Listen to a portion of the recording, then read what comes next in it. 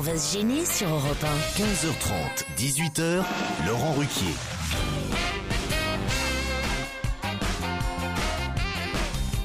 Bonjour, bienvenue sur Europe 1 jusqu'à 18h aujourd'hui. Christine Bravo est avec vous.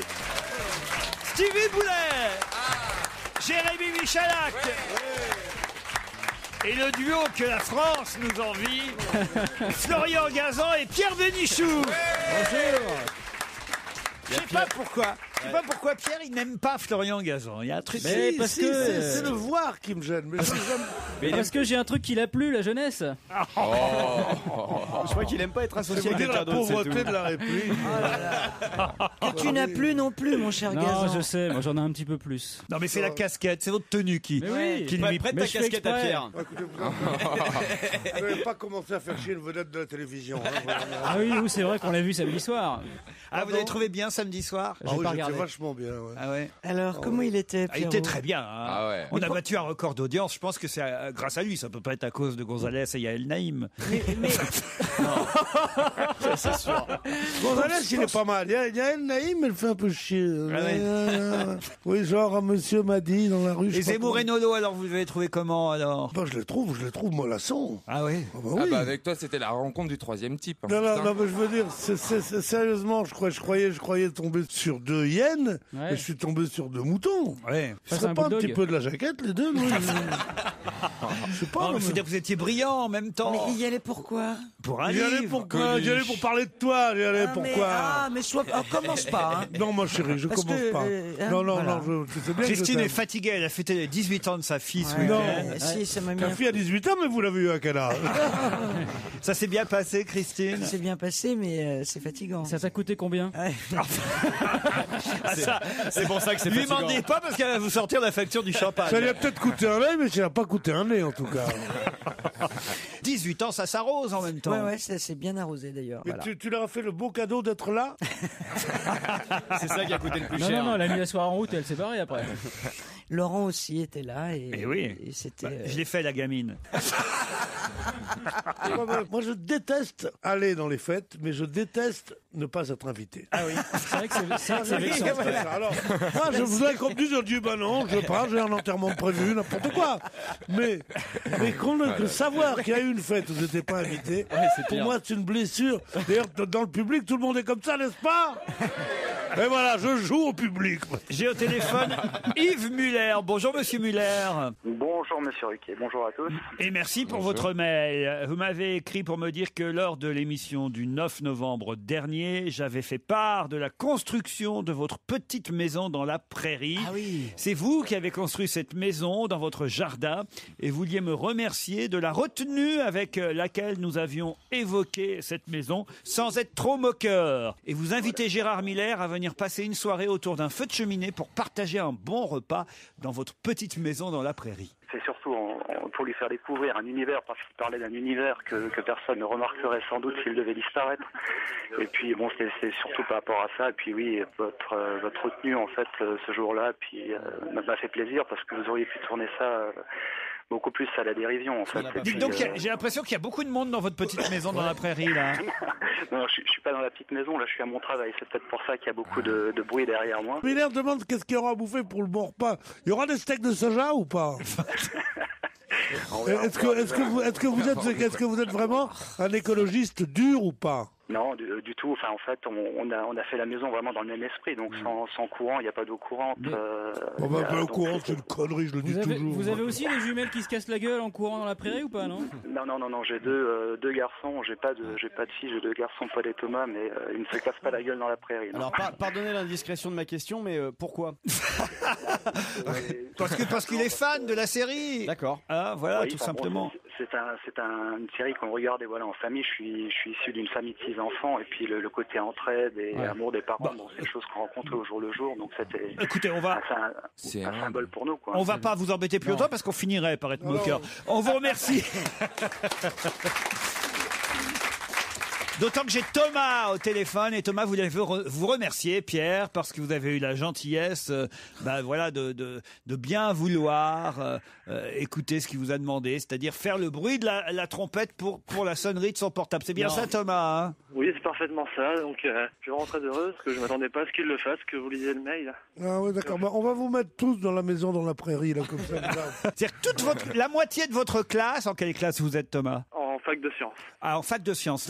De sciences, c'est à ça qu'on va laisser l'avenir de notre technologie, de notre... La moitié de votre fac a donc mis en sonnerie de portable le refrain de Pierre Bénichou. Qui est vous pouvez me le rappeler, vous l'avez là, vous l'avez enregistré? Oui, mais je peux pas le faire écouter. Je peux pas chanter. Puisque Si vous je voulez. vous appelle. Ah bah alors allez-y, chantez-la, Thomas, allez. Joue-moi-en, la trompette.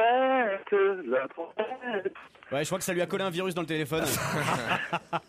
Et c'est vrai qu'à force de chanter « Ah, joue-moi-en de la trompette, Pierre », eh bien, quelqu'un a entendu votre appel, c'est Michel. Bonjour, Michel. Bonjour Laurent. Vous voulez répondre à Pierre Bénichou, Michel? Bah écoutez, oui, ça fait 15 jours, 3 semaines qu'il nous refasse son refrain. Donc, je suis trompettiste amateur, très amateur, mais s'il le désire, je vais lui jouer un air de trompette. Justement pas. Écoutez, il insiste. Faites-le en antenne. Justement pas. Non, il insiste, il a très envie. Il tapote déjà des doigts là. Qu'est-ce que vous jouez à la trompette? Qu'est-ce que vous jouez? En fait, je vais vous faire un blind test. Je vais jouer le début, l'introduction d'un morceau d'une vieille chanson cubaine et je vais voir si vous la reconnaissez. Allez-y, c'est parti, on y va, Michel. Ah bah oui.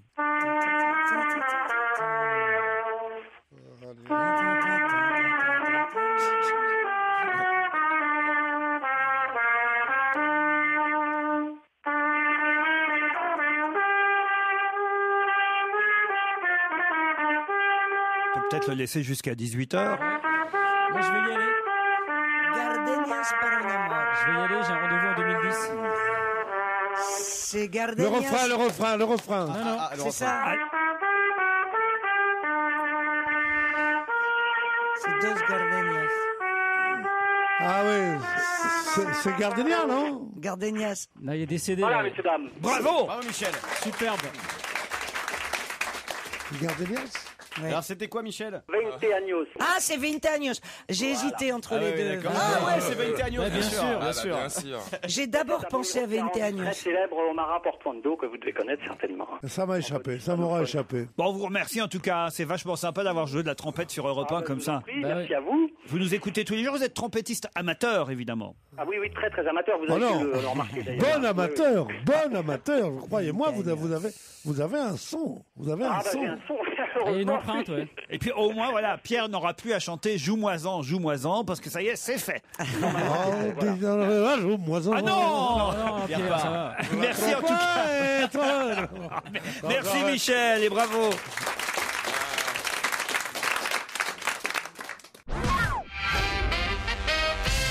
Jean-Christophe nous appelle de Liège, en Belgique. Bonjour Jean-Christophe. Bonjour Laurent. Fidèle auditeur de l'émission retransmise sur Twiz Radio, je me désole régulièrement de la qualité des drôles d'histoires que vous envoient vos auditeurs. Moi, j'ai une blague bien meilleure, me dites-vous. Ça se passe en Belgique il y a quelques années. Si vous savez, l'armée belge est intervenue au Rwanda en tant que casque bleu. Pas seulement une fois. Et donc, au retour des casques bleus ici en Belgique, le service de communication du ministre a organisé, ministre de la Défense bien sûr, a organisé une rencontre avec le premier bataillon paracommando qui est intervenu donc là-bas et le ministre qui était néerlandophone accueille donc tous ces paras qui sont mis en file, une bonne position para, les mains derrière le dos. Et le ministre s'approche et interroge le premier et lui fait, je vous fais avec l'accent, hein, alors Rwanda, ça s'est bien passé? Et le para répond, oui, monsieur le ministre. Et c'est le beau paysage? Oui, monsieur le ministre. C'est la population sympathique? Oui, monsieur le ministre. Et le ministre, il y a quand même un truc qui le tracasse et il demande, et dit un peu, niveau sexuel, ça s'est passé comment? 120 fois par mois, monsieur le ministre. Oh my, le ministre dit 120 fois par mois. Mais non, c'est pas possible, tu te foutais de mon gueule, 120 fois par mois, c'est pas possible.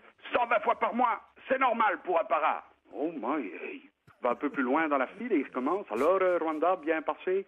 Oui, monsieur le ministre. Population sympathique? Oui, monsieur le ministre. Et niveau sexuel, c'était comment? 130 fois par mois, monsieur le ministre. 130 fois par mois? Mais c'est trop, hein, ça. 130 fois par mois, c'est normal pour un parrain. Il fait la file comme ça, ils sont tous entre 100 et 150 fois par mois. Il se dit, qu'est-ce qu'on leur donne à bouffer? Au bout de la file, il y en a un qui est un peu plus petit que les autres et il se dit, allez, je vais essayer celui-là. Et il vient tout près, il fait, alors, Rwanda, je suis bien passé? Oui, monsieur le ministre. Et population sympathique? Oui, monsieur le ministre. Et dit un peu, au niveau sexuel? Au niveau sexuel, 6 fois par mois, monsieur le ministre. 6 fois par mois, c'est pas un peu pour un parrain? Pour un parrain, c'est peu. Mais pour l'aumônier, c'est pas dégueulasse. Ah ouais, tout ça pour ça. Ça, c'est votre meilleure histoire, Jean-Christophe. Mais c'est bête qu'elle soit nulle parce que si vous la, Elle était bien racontée. Si vous la coupiez un peu, elle est très bien racontée. Ce qu'il y a de meilleur, c'est comment ça se passe. Oui, monsieur le ministre. Ça, c'est formidable. Philippe Gueluc, vous en pensez quoi? Bonjour Philippe. Bonjour mes amis. Bonjour Philippe. Je rappelle qu'on est mardi, vu la longueur de l'histoire. Je vous appelle Philippe parce que je suis très en colère contre vous. Vous êtes en colère pourquoi? Philippe, je suis en colère parce que j'apprends par téléphone hier. Jean-Pierre Coff m'appelle hier, dimanche, je suis chez moi. Jean-Pierre Coff m'appelle sur mon téléphone particulier, il me fait « Alors mon petit Laurent, est-ce que tu veux pas venir avec moi en Nouvelle Belgique imitation. En Belgique le week-end prochain pour venir voir Philippe Gueluc dans son one-man show. » Philippe Gueluc fait pas de one-man show. Mais si, bien sûr, il fait du one-man show. Il dessine pendant 1h20 sur une scène. Et alors, Jean-Pierre Coff m'a donc appris que vous faisiez un one-man show et vous ne nous en avez même pas parlé. Bah si, on a été invités, nous. Ah bon? Bah, Non, pas non, moi. J'en ai parlé à personne parce que je trouve que vous avez déjà suffisamment de travail pour vous obliger encore à venir. Parce que je sais que vous seriez venu et je veux que vous vous reposiez le week-end. Tu parles. Non mais c'est vrai. Voilà, j'ai fait ça pour soutenir un théâtre, une troupe de théâtre à Bruxelles que j'aime depuis 30 ans et qui traverse des difficultés. Et j'ai donné 3 semaines de spectacle. Dites-moi, mon cher, mais j'ai appris avec stupeur, enfin avec tristesse, que votre one-man show, comme vous dites, s'arrête le 29 novembre. Oui, le 27. Or, je suis avec ma troupe à Bruxelles le 2 décembre. Mais oui, vous pouvez pas continuer jusqu'au 2 ou 3 décembre. Je vais vous demander, mon adjoint va vous demander. Je viendrai vous le faire. Bah oui. À domicile.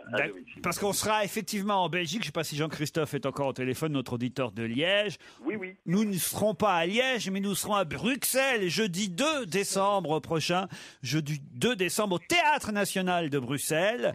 Avec Philippe Gueluc d'ailleurs, avec Titoff, avec Pierre Bénichou, Claude Sarraute, Caroline Diamant. Vous pouvez vous inscrire sur twiz.be, TWI2Z, c'est la station qui retransmet l'émission en Belgique. Et puis comme chez nous c'est FR pour europe1.fr. Ah là-bas c'est Twiz? Bah non, c'est BE, Belgique. Ah, Twiz.be, vous voyez. Et si vous voulez vous inscrire sur le site d'Europe 1, c'est www.ruquier.europe1.fr. Un peu compliqué, hein. Le plus simple c'est twiz.be. Ce sera à 18h jeudi 2 décembre au Théâtre National de Bruxelles. Vous serez là, Philippe? Je serai là. J'ai déplacé une soirée hyper importante pour me libérer pour vous. Mais vous ferez un extrait de votre one-man show, hein, promis. Oh, si vous voulez, oui. C'est quand même incroyable, ça, de faire un one-man show sans nous prévenir. Mais oui, mais sans vous prévenir. Mais vous êtes loin, vous êtes à l'étranger. Rendez-vous compte. Oh, bah ce sera bientôt votre pays. C'est toi qui es à l'étranger. Elle a raison. On vous embrasse. Merci, Philippe. Bonne journée. Ah, j'ai François au téléphone. Je crois que c'est la meilleure histoire du jour et peut-être même de la semaine.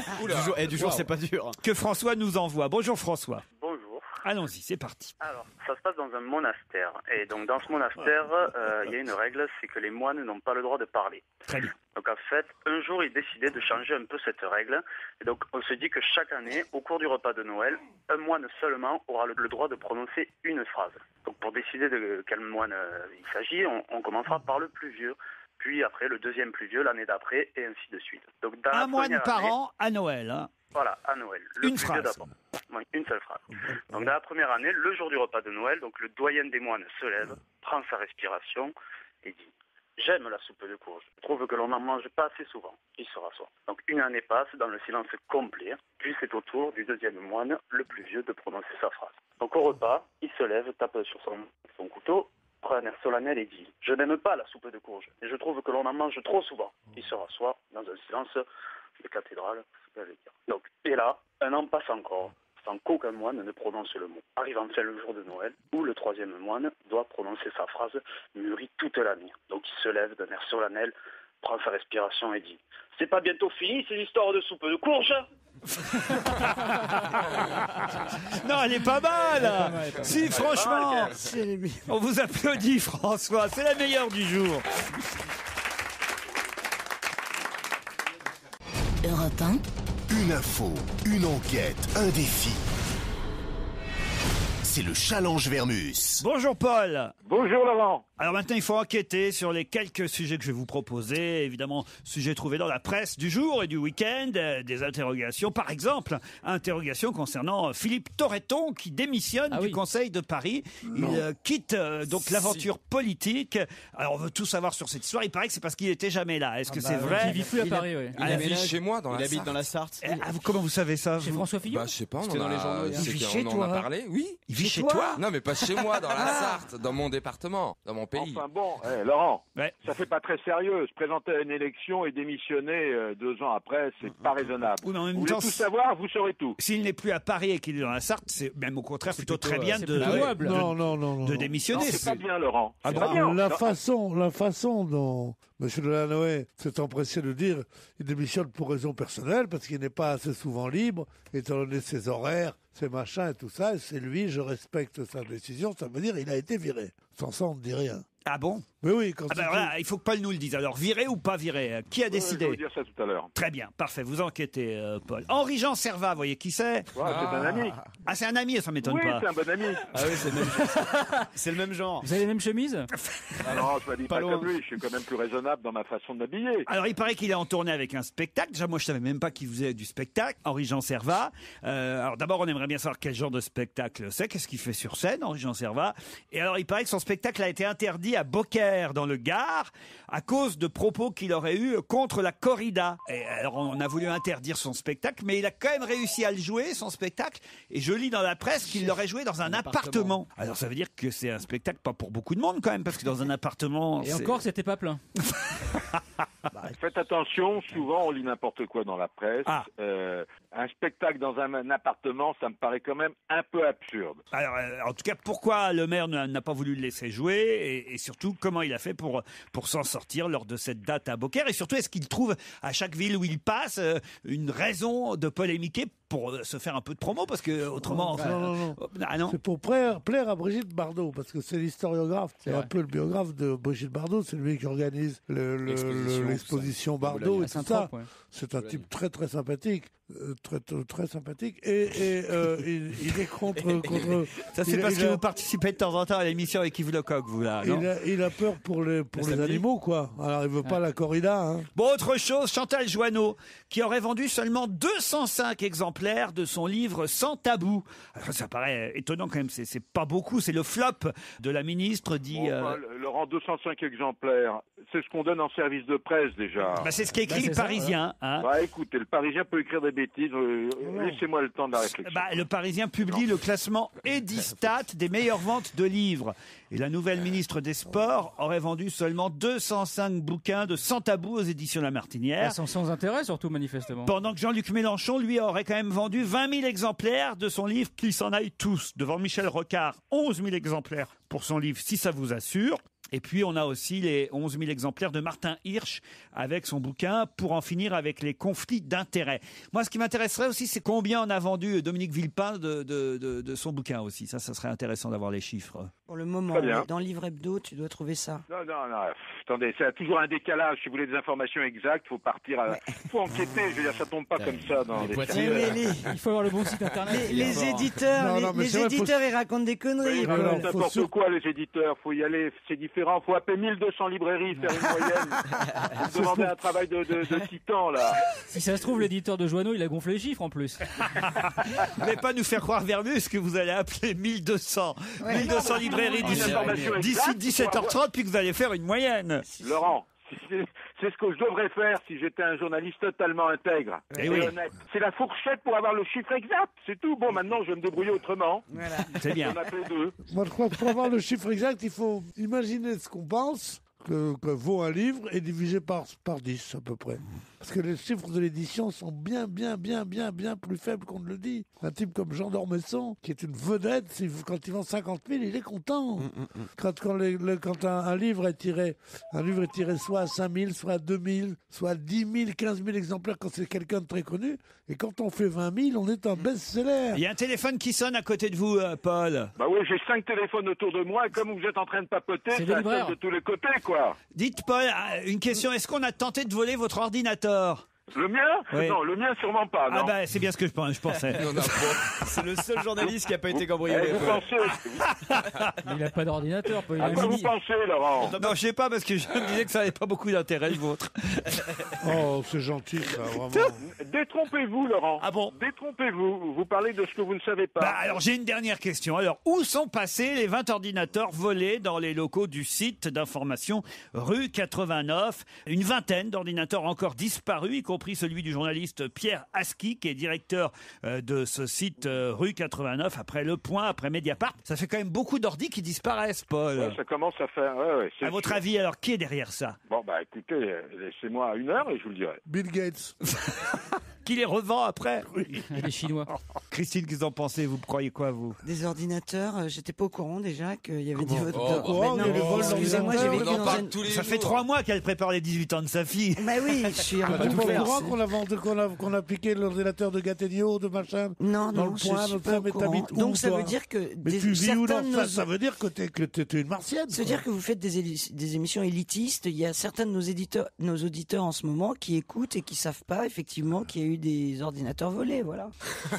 Voilà, elle est proche du peuple, Christine. Elle est proche des gens. Moi, je suis proche des gens, moi. Exactement. Des gens qui n'ont pas d'ordinateur, des gens pauvres. Des gens pauvres. Vous vous marrez, des gens sur le sous. Non, mais c'est n'importe quoi. Mais non, mais quoi, c'est n'importe quoi. Elle nous l'a fait populaire vous prenez un ton méprisant pour dire comment vous n'êtes pas au courant. Oui, alors, il y a des gens dans leur bagnole qui les gens dans leur bagnole, ils sont pas payés pour faire cette émission. Tandis que vous, oui. C'est ça la différence. Les gens qui ont une bagnole, c'est des capitalistes. Si en plus ils ont un ordinateur, des lentilles. Laurent, puisque je suis payé pour faire cette émission, je serais très heureux de vous quitter maintenant. Très bien. Bah écoutez, parfait.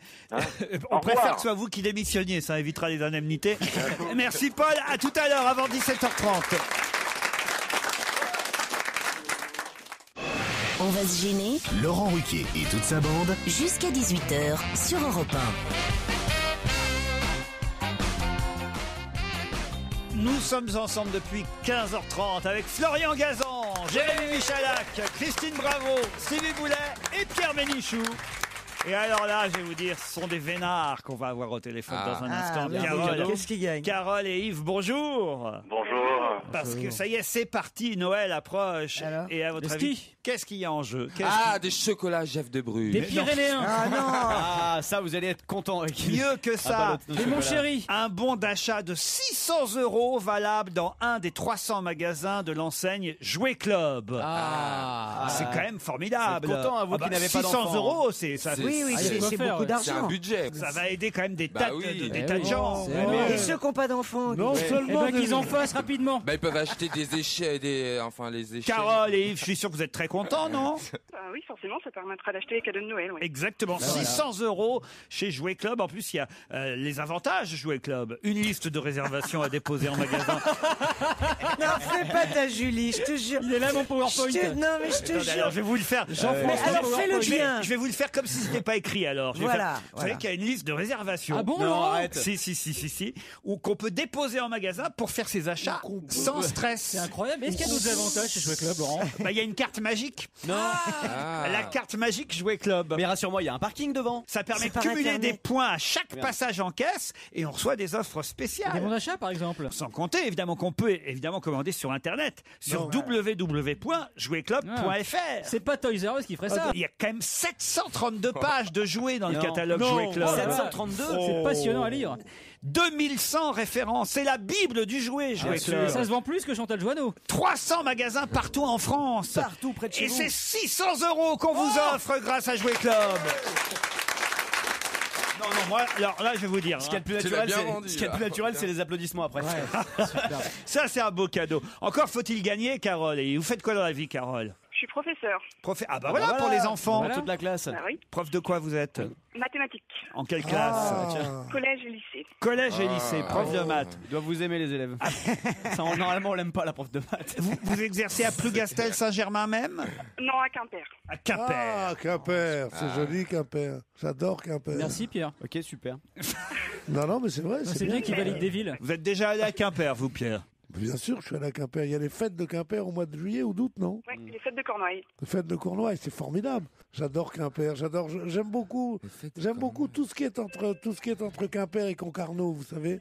Tout le Finistère Sud, quoi. J'adore ça. Et là, tout le monde attend une chanson bretonne de Pierre, évidemment, à base de bignou. J'ai un fiancé à Quimper. Voilà. J'ai un fiancé à Quimper. Merde. Bon, je ne peux pas les.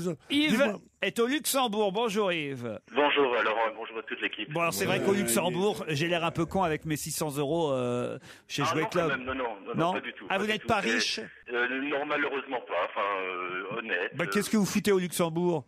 Riche et honnête en plus. Il est au jardin. Employé de banque. Employé de banque, il n'y a pas grand-chose à faire au Luxembourg.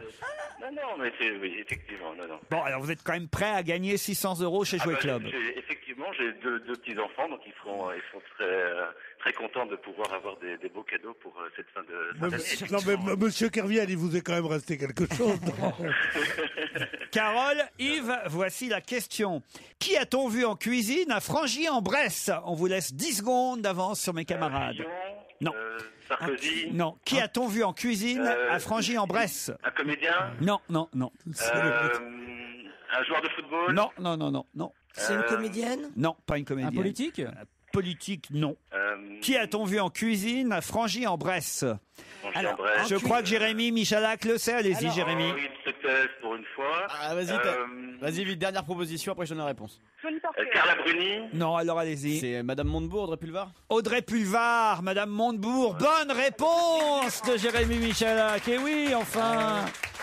Je comprends pas. Eh ben, Ils sont mariés? Arnaud Montebourg. Non, il fricote. Arnaud Montebourg a évidemment déclaré sa candidature aux primaires socialistes à Frangy-en-Bresse ce week-end. On a beaucoup parlé dans les journaux. Et c'est le Parisien qui nous disait qu'Audrey Pulvar, discrète, était présente, mais elle est restée en cuisine, dans la salle des fêtes. Dans la cuisine de la salle des fêtes. C'est bien soi-disant, il se met avec une jeune femme issue de la différence et tout ça. Puis de la diversité, puis il la met en cuisine. Il est bon le socialisme.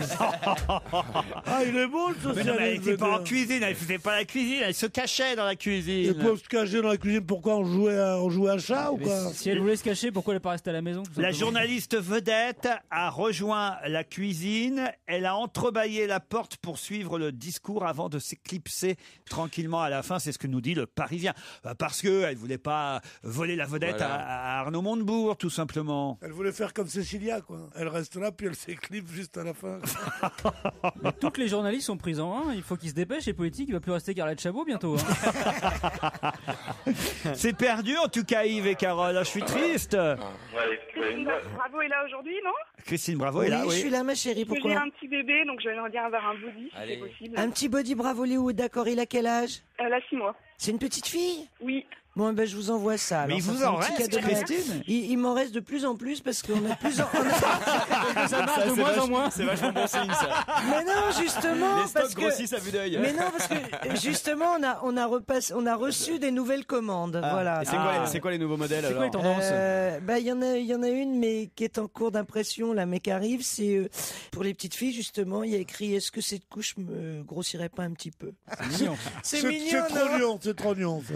C'est moins punk qu'avant, je trouve. Ouais. Christine s'est assaggie, voilà. Si, j'en avais un, mais ils en ont pas voulu au Galerie Lafayette. C'était quoi? C'était papa voulait juste une pipe. Vous voyez ce que je dis? Il y avait aussi bonjour monsieur le curé pour les petits. Ah oui, je comprends que Galerie Lafayette, ils n'en aient pas voulu. Bon voilà, vous recevrez un beau t-shirt, Carole. C'est quoi, il est drôle celui-là. Merci, à bientôt au Luxembourg. Vous pourrez venir nous voir à Bruxelles jeudi prochain. À 18h, c'est la couleur ambre qu'on va retenir. Pourquoi donc? À Parce que c'est la couleur dont les Champs-Élysées seront parés pour les fêtes de Noël. Excellente réponse de Pierre Bénichou. Voilà, t'as un cœur d'enfant, mon Pierrot, c'est ça que j'aime. Et savez-vous, Pierre, qui va appuyer sur le bouton pour illuminer les Champs-Élysées? Ah, je sais. Ah, vous savez? C'est pas Ariel Dombal? Non, pas Ariel Dombal. Non, elle, c'est les Galeries Lafayette.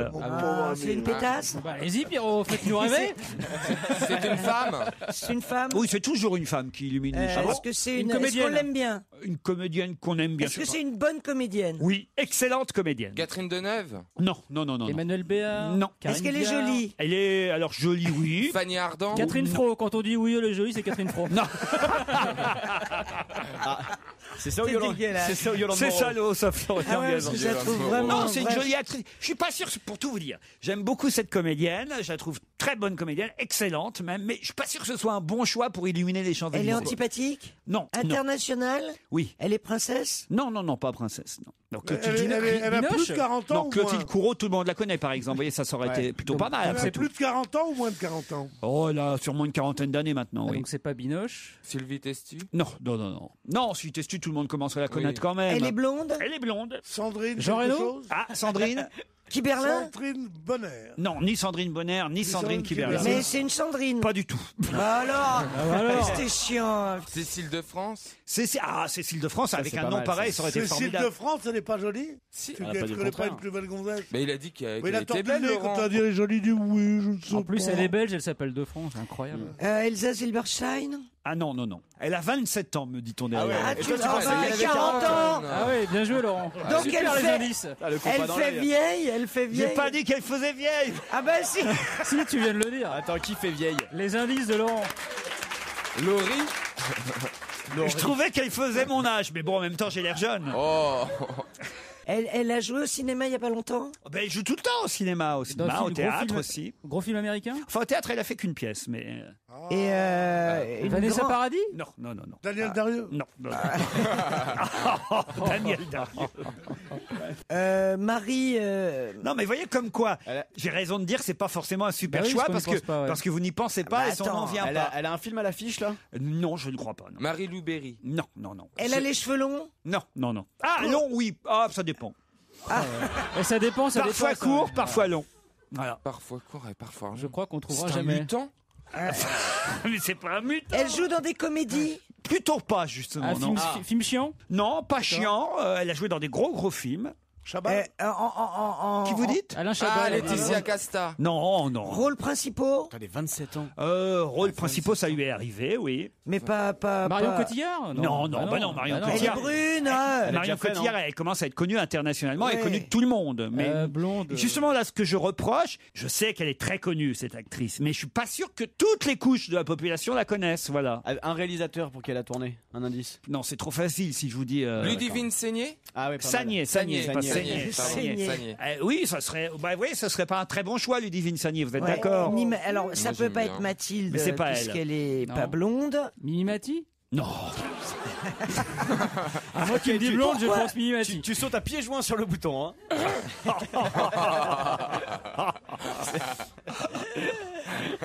Est-ce qu'on l'a déjà reçue ici?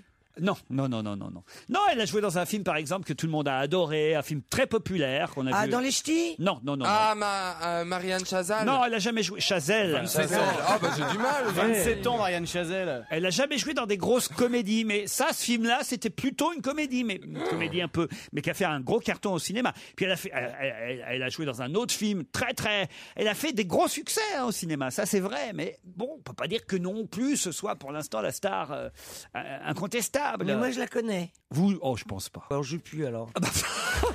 Bah, si on sait pas qui c'est, on Mais la- justement, c'est pour ça que je vous en parle, parce que vous allez pouvoir me dire si c'est un bon ou un mauvais choix que de l'avoir Ah choisi bah alors, elle allez-y, les jeunes. pour éliminer les Champs-Élysées. Est-ce que vous pensez qu'elle est à ce point? Laurie? Non, pas. Mais Laurie, tout le monde la connaît, Laurie. Enfin. Surtout à l'international, c'est une vedette, Laurie. Non, mais enfin, tous les Français la connaissent, Laurie. Ça, c'est sûr. Voilà, bon. Et il le regrette. Est-ce que c'est une intellectuelle? Intellectuelle, en tout cas, elle a joué dans des films. Mélanie Laurent. Mélanie Laurent, excellente réponse de Florian Gazan. Je l'ai depuis tout à l'heure. Oui, bien sûr. Ouais, bien Alors sûr, ouais. allez-y, elle a C'est joué comme dans la quoi? chanson cubaine. C'est la femme de Raphaël. Mais non. Non, ça c'est Mélanie Thierry. Non, elle a joué dans Inglorious Bastard Bah de ouais, Tarantino. dans Elle a joué Elle dans a joué dans... Oui, Tarantino. Oui, mais elle n'est pas très connue. Je connais ni Mélanie Thierry, ni Mélanie Laurent. Oui, j'étais ni sûr Raphaël. que Pierre la connaissait pas. Alors, Qu'est-ce que c'est que ces gens? alors voilà, je suis pas sûr que ce soit un super choix. Voilà ce que je veux dire, c'est que c'est une excellente actrice. Elle était formidable. Dans, la comédie qui a très bien marché, c'est Le Concert, vous savez, où elle joue cette violoniste avec Miu Miu qui joue son agent et tous ces Russes qui débarquent à Paris pour jouer en clandestinité. C'est un film formidable.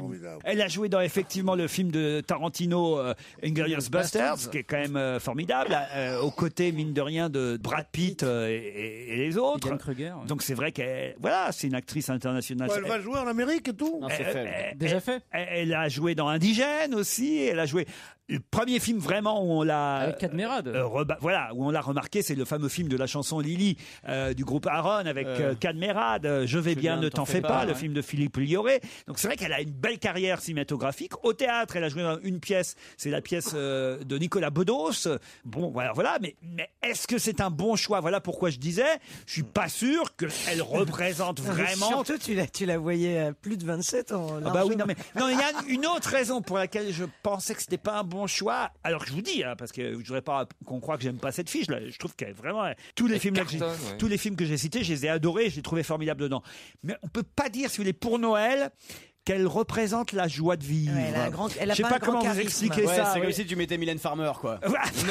Non, justement, ça serait bien. Tu vois, c'est-à-dire que si elle avait dansé sur les marches de Cannes quand même, elle avait dansé avec Tarantino. C'est vrai, elle a dansé, elle a retiré ses chaussures. Physiquement, elle fait pas la fille qui s'éclate, quoi. Elle fait plutôt la fille. Plutôt bonjour tristesse. Quoi. Ouais, c'est plutôt oh, putain merde, c'est Noël, tu vois. Non, je suis pas d'accord. Je suis pas d'accord, Laurent. Ah bon?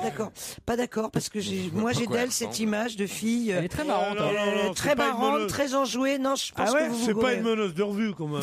Mais je pense que elle est marrante. bourrez. Elle va sortir un disque là d'ailleurs. C'est vrai. Avec Damien Rice. En tout cas, à partir de ce soir, il y aura aussi le village de Noël sur les Champs-Élysées. N'hésitez pas à aller voir les petites boutiques en bois. Les chalets en bois. Ils vendent que de la merde alors. Ah non. Moi j'ai acheté l'année dernière des super bougeoirs, tu sais, des carillons, ça s'appelle des carillons. Au marché de Noël, ils fonctionnent toujours. Ouais, c'est ça, c'est le truc qui coûte 50 centimes en Chine. Et 4 € les marrons chauds, le cornet, 8 € l'assiette de tartiflette, 3 € le bonnet de Père Noël à pompons, super. 7 € le nougat de Montélimar. C'est donné. Oh, sympathique le marché de Noël. 7 € le nougat. Ouais, 7 € le nougat. Bon, faut dire aussi que les emplacements coûtent entre 10 000 et 20 000 euros. Ah oui. C'est Marcel Campion qui les loue. Hein. Ouais, putain, c'est lui qui loue tout ça. Et quand t'arrives au bout, tu te fais un tour de grande roue, bing, encore pour Marcel. En tout cas, cette année, ça va être sympa, la fête avec Mélanie Laurent. Ah ouais. On va se marrer. On va s'éclater la touffe. On dit pas, monsieur Stevie Boulet, on dit pas, on va s'éclater la touffe. Oui, c'est vrai. On va s'amuser. Non, il faut des chanteurs ou des chanteuses un peu punchy, genre Mika, ça serait joyeuse, génial. Oui, ou Grégoire. Oui, des chanteuses. Tu dis des conneries. Une année, c'était Charlotte Gainsbourg et tu l'as pas ramené. Une fois, ils ont pris Claude François Junior, c'était pire que tout. Ah bah oui, pour illuminer les Champs-Élysées, on a eu peur. Pourvu qu'ils prennent pas une douche. Un jour de pluie en plus. Demain sera parfait. C'est le nouveau titre de Jean-Louis Aubert qui sort bientôt un nouvel album. Vous savez, l'album s'appellera Rock Éclair. Vous savez Lundi pourquoi prochain, oui. Rock Éclair. Parce que son papa est décédé pendant qu'il enregistrait cet album. Et il lui rend hommage d'ailleurs dedans. Et donc Rock Éclair comme les pompes funèbres. Voilà, l'album porte le nom des pompes funèbres Rock Éclair. C'est assez bizarre quand même. C'est quoi ces pompes funèbres? Vous connaissez pas? Les trucs de Leclerc. Non, ça doit être cher. Les pompes funèbres de Leclerc, tu te fais enterrer dans un caddie. Ah non. Ah c'est ça. Eh oui, Rock Éclair. Mais à la fin, tu peux récupérer la pièce. Bien sûr. Ah, c'était trop cher pour moi. Moi, j'ai pris moins cher. C'est Rock Lidl. Rock Lidl pour Christine. Rock Discount. Enterré pour 12 €. Un extrait de l'album Rock Éclair. Jean-Louis Aubert. Voilà encore quelqu'un qui pourra illuminer les Champs-Élysées. Demain sera parfait. Qui était dit du putois et commence à sentir mauvais? Tu peux répéter? C'est la question suivante. Ah bah oui, j'aime bien quelques questions énigmatiques de temps en temps. Vas-y. Qui était dit du putois et commence à sentir mauvais? Qui est dit du putois? Qui est dit du putois et commence à sentir mauvais? C'était genre une montagne? Non. C'est un nom de famille, putois? Non. C'est les habitants de Puteaux? Non. Ah, les habitants de Puteaux, les putois. Tu vas être content. Pourquoi pas les putes? Putain. Alors, est-ce que vous avez bien compris la question? Oui. Qui est dit du putois et commence à sentir mauvais? C'est un fromage? Vous savez, Florian, non? Pas du tout. Non. Alors là, Et Jérémy non plus? Non plus, non. Ah bah je suis content, ça veut dire que j'ai bien bossé dans ces Ça cas-là. se mange. Quand j'arrive à piéger et Gazan et Michalak, crois-moi, c'est que je me suis pas levé pour rien. C'est qui EST, plus loin dit? Oui. Oui, c'est ça, oui. Qui est dit du putois? Du putois. Exactement. C'est son surnom, quoi. Alors le putois, ça pourrait être un signe astrologique genre chinois? Non. Pas du tout. C'est un surnom? Je veux dire, c'est quelqu'un... Oui, qui est dit du putois? Oui, c'est dit du putois. Oui, donc le surnom de quelqu'un, je veux dire. Pas de quelqu'un. Ah. D'un chien? Qui est dit du putois et commence à sentir mauvais. Ben non, ça peut pas être quelqu'un qui commencerait à sentir mauvais. Comment ça, le furet? Bah le furet. Il est dit du putois, oui. C'est son cousin. Qu'est-ce qu'il raconte, Le blaireau aussi. Bah le furet, la bébête, enfin la bestiole. Oui, et alors? Et bah le furet, il est dit du putois puisque il est de la même race que le putois. Oui. C'est un Continue, descendant. Stevie, je pense qu'on tient quelque chose.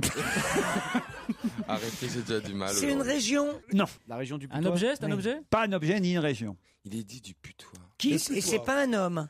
Non. Qui est, même si c'est lié tout ça à un homme au final, mais ne partez pas sur. Il vient du putois Non, c'est qui est dit du putois et commence à sentir mauvais. C'est un personnage? Non. Est-ce qu'on l'a vu, est-ce qu'on en a parlé à la télévision? On en a peut-être parlé hier soir dans les actualités. En tout cas, on va l'histoire d'un scandale, non? Oui, ça c'est vrai, c'est lié à. L'histoire d'un scandale qui commence à sentir mauvais, c'est-à-dire dans les conséquences. C'est lié à Karachi? Non. Peuvent être très néfastes. Exactement. C'est lié au Mediator? Non, pas lié au Mediator. Un scandale financier? Financier, forcément. S'il y a scandale, on ne sait pas encore s'il y a scandale, mais s'il y a scandale, Potvin? il y aura forcément. Ah, la baladure. Alors, c'est pas lié à Balladur, non. C'est pas lié à Karachi. Balladur, c'est du pélican, pas du putois. Il est drôle, Gazan. Parfois Oui, plus c'est drôle. vrai, en fait. Mais je m'y fais pas. Qui est dit du putois? C'est un scandale sportif? Non.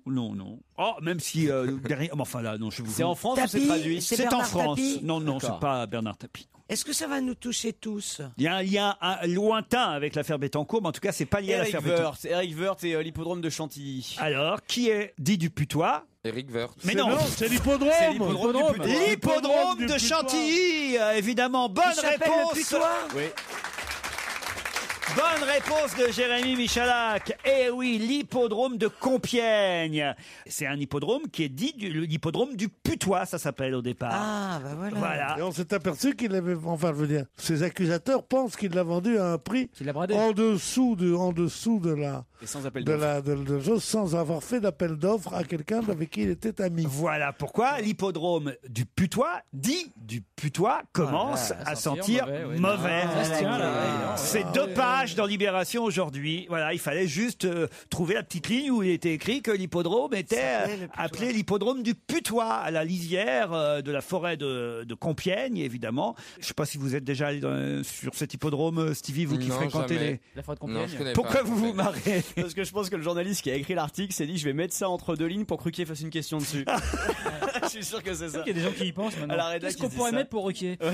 Ça peut lui servir, ça. Bah non, écoutez, une bataille hippique 1998, première course à l'hippodrome dit du putois. Et en 2009, Eric Woerth, ministre du budget, autorise la privatisation de l'hippodrome. Il le vend évidemment à un organisme privé. Voilà. Gérard Miller est cité dans la presse aujourd'hui. Pour quelle raison? Gérard Miller est cité dans la presse. Il a fait une connerie? Non. C'est dans les faits divers? Non, c'est pas dans les faits divers. C'est lié à son activité principale? C'est lié à quelque chose qui s'est passé pile il y a 47 ans. 47 ans, mais non. Non, pas mes 60. Qu'est-ce qu'il a 47 ans. Il a fait lui. Il y était? Ah bah non. Enfin quoi, il aurait pu y être, mais il n'y était pas. Il y a 47 ans, jour pour jour, qu'est-ce qui se passait? Ah bah tiens, tu parles, on s'en rappelle. 47 ans, 163, oui. Ouais, le 22 novembre. 22 novembre 63. En 63, il y avait Kennedy. Puisqu'on est le 22 novembre. C'est 63, ça peut être l'assassinat de Kennedy, oui. Non, mais c'était pas en novembre. C'est une date heureuse ou malheureuse? Si, c'est l'assassinat de Kennedy. Oh merde, alors j'ai dit Kennedy. C'est Gérard Miller qui a tué Kennedy. Je dis Kennedy, c'était en novembre. Bah oui, c'était en novembre, le 22 novembre. Merde, alors je pensais que c'était en septembre. 63, bravo Pierre. Bravo Christine, j'ai dit Kennedy. Non, bah, L'assassinat de Kennedy. pas. Et ça va, de toute façon, c'est pas ça la réponse. Ah, c'est pas ça. Il a planqué les Hervé Oswald. Alors, quel rapport avec Gérard Miller? Et Kennedy? Ben oui. Eh ben, il a. Bah non, il a quand même pas soigné. Il a fait une interview de la veuve de. Mais non, il était. Alors, qu'il il s'est tapé Jackie Kennedy, Mais Gérard non. Miller J'ai appris une chose fascinante sur la mort de Il était à Kennedy. Dallas? Non, il était pas à Dallas. J'ai appris par un ami médecin, Oui. qui est un rhumatologue, qui m'a dit que la Attention, mort de ça va être Kennedy le coup de était- Miroska avec Pas Bruno du tout, Coquin. pas du tout. S'il a été tué, et s'il a été le oui. seul à être tué Qu'il avait un dans corset. l'attentat, c'est qu'il avait un corset. Je crois que tu l'as dit la semaine dernière, ça. Vous avez entendu ça dans notre émission vendredi quand on recevait Michel Simès pour son livre sur les grands malades de l'histoire. Exactement. Non, moi, j'écoute pas Michel Simès. Bon, bah alors tant pis, ça va, je suis ridicule. Je suis ridicule. Alors Gérard Miller, pourquoi est-ce que le 22 novembre, Quel qu'est-ce qu'il a à voir avec le 22 novembre? Alors, il a une décapotable, 63. Miller Mais non. Ça a un rapport avec Oswald? Non. C'est lui qui a rattrapé le foulard de Jackie Kennedy. Gérard Miller. Bien sûr. Non, mais alors c'est qu'il a, il a dû C'est pas écrire un Gérard. livre sur l'assassinat de Kennedy. Non. C'est Arthur Mais Miller. on se rapproche, C'est un effectivement. homonyme, elle a raison. C'est Arthur Miller. Mais non, c'est le vrai Gérard Miller, celui qu'on connaît, notre ami. Oui. Et alors, il est pas loin, Pierre. Il a dit quoi, là, Pierre? Qu'est-ce que t'as dit, Pierre? Bah, il a fait un livre où il a fait une interview, machin, Pas un livre. sur. Une fausse interview. Non. Le documentaire de France 3 Qui passe ce soir, C'est effectivement. Gérard qui l'a fait. Et oui, c'est Gérard Miller qui a écrit ce. Bon, dans le Figaro, il le cite qu'il a qu'une fois, écrit parce qu'évidemment, le Figaro, ça les. Bah oui. Et ça Ça leur leur fait mal au cul déjà une fois. Alors que dans l'UMA, il y a sa photo en grand. Donc ils disent que c'est Patrick Jeudi qui a réalisé le documentaire. C'est vrai que le réalisateur c'est Patrick Jeudi, mais celui qui a écrit le documentaire qu'on verra ce soir sur France 3 à 20h35 sur la malédiction Kennedy. Le titre même du docu c'est Il n'y a pas de Kennedy heureux. Eh bien celui qui signe ce documentaire c'est Gérard Miller. Bonne réponse de Jérémy Michalak. Tu sais, ce qui est marrant, c'est que j'ai pensé à l'assassinat de Kennedy et comme on a tous en tête les images de la décapotable et que ça se passe au Texas, évidemment, en novembre, t'as du mal à imaginer les gens en décapotable et habillés en mode été, quoi. Et c'est dingue, c'est le mois de novembre, avec le temps de chien qui fait là, qui m'a... Je me suis dit, merde, il n'aurait pas pu être assassiné en novembre. Il aurait plu, il serait en vie. Ben oui. C'est pour ça que le pape est pour la Putain de capote. météo. Il n'y a pas de Kennedy heureux, c'est ce soir sur France 3 à 20h35.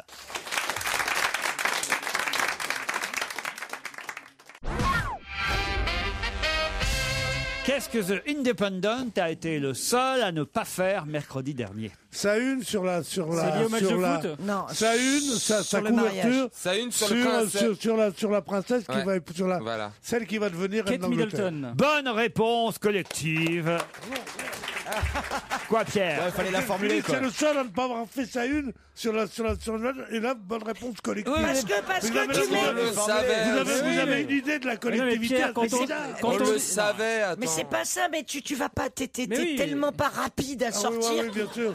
Non, mais je t'attends pour ça. Mais quand on dit comme Quand réponse, c'est le on seul à dit- ne pas avoir fait sa une sur c'est pas vraiment une réponse. Parce que ça peut être sur n'importe quoi. Sur le match de foot. Mais sur... non, écoute-moi, ne parle pas, vomis. Qu'est-ce qu'il y a entre vous, Florian et Mais Pierre? non, mais c'est parce qu'on c'est de l'amour vache. Ah ouais? Non, j'aime pas la façon dont tu t'habilles. C'est réciproque, Pierre. J'ai l'impression de voir Thierry Ardisson. Non, mais j'avais l'impression. Tu sais, j'ai l'impression que j'ai une fille obèse, tu vois. Donc je lui dis, écoute, il faut pas mettre des couleurs si vives. Il vaut mieux faire oublier son physique. Tandis que là, t'es là, toi, t'étais comme ça avec ces trucs comme ça. T'es pas assez jeune pour t'habiller comme ça. T'es pas assez beau. non, Oh non, je te jure, je vais te changer, sois gentil. En tout cas, The Independent est effectivement le seul journal britannique qui n'a pas fait sa une sur le prince William et Kate Middleton mercredi dernier, parce que tous les autres journaux parlaient de ce futur mariage, et on va en parler tous les jours. Qu'est-ce qui se passe? Il montre ses mocassins au public. Pourquoi vous montrez vos mocassins au public? Oh là, il y a un trou dans sa chaussette. Oh, il a un trou dans la chaussette là. Non, c'est pas vrai. Mais ça, alors vous avez un trou, Pierre, dans vos chaussettes. Ouais, Stevie, reste à ta place. Quelle feignasse ta femme, hein, quand même. N'importe quoi.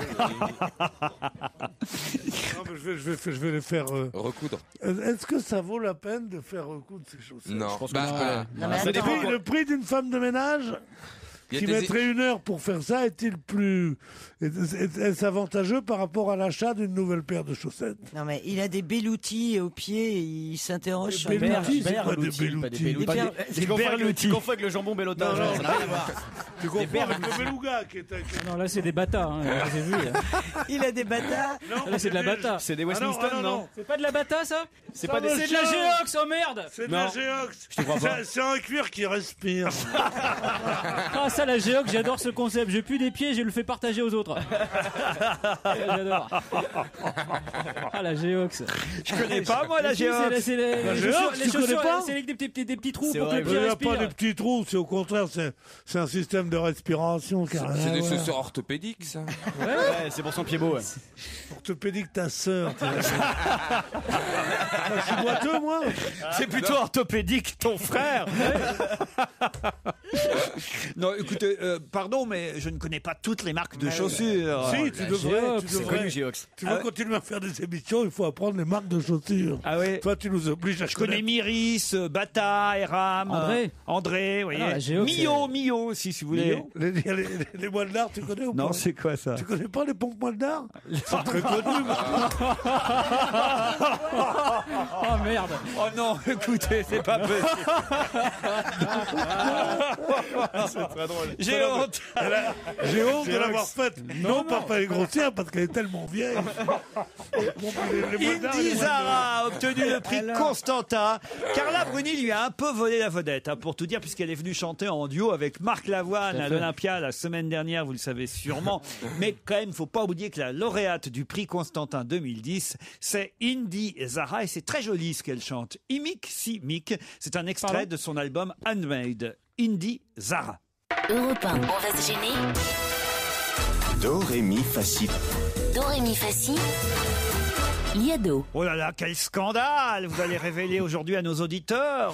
Oh, on va certainement se fâcher avec des adolescentes, ça c'est sûr. Ah ouais. Parce que je vais m'en prendre au bébé brune. Oh, c'est pas la première fois d'ailleurs. J'avais déjà signalé une ressemblance. Et d'ailleurs, ils avaient dit, ouais, mais les journalistes, ils inventent des trucs. Bon, alors je sais pas. Là, parce que là, attention, là, il s'agit de leur plus gros tube au bébé brune. Exactement. Leur premier tube même. Ça s'appelle 10 mois et c'est sorti en 2007. 10 mois. Alors, Jérémy Michalak a écrit une excellente parodie sur cette chanson que Michael Gregorio chante tous les soirs au Bataclan. Je suis trop modeste pour en parler. Ah bah oui, non, mais c'est pour ça que je le fais. Toutes les autres, c'est moi, alors je peux quand même. Ah oui, dis-moi si je vais muer ou pas. Ouais, bah, tu vas pouvoir faire la version polonaise, alors, parce que justement, ça ressemble énormément à une chanson qui a été lancée par un groupe polonais 2 ans avant. Ah, mais voilà pourquoi Michalak a su écrire une parodie sur cette chanson. C'est parce qu'au départ, c'est un succès polonais. Bien sûr, c'est des Un air traditionnel de chez lui. Attention, c'est pas une adaptation. Justement, dans le montage, je montre bien qu'il y a des différences dans les chansons, et pourtant, c'est très ressemblant. Est-ce qu'ils ont été inspirés ou non? En tout cas, il paraît que ces Polonais, ils sortent leurs chansons dans des compiles qui paraissent en France, en Angleterre, tout ça. Donc, il est possible qu'ils l'aient entendu. Mais après tout, c'est peut-être une coïncidence. Eh oui, sûrement même une coïncidence.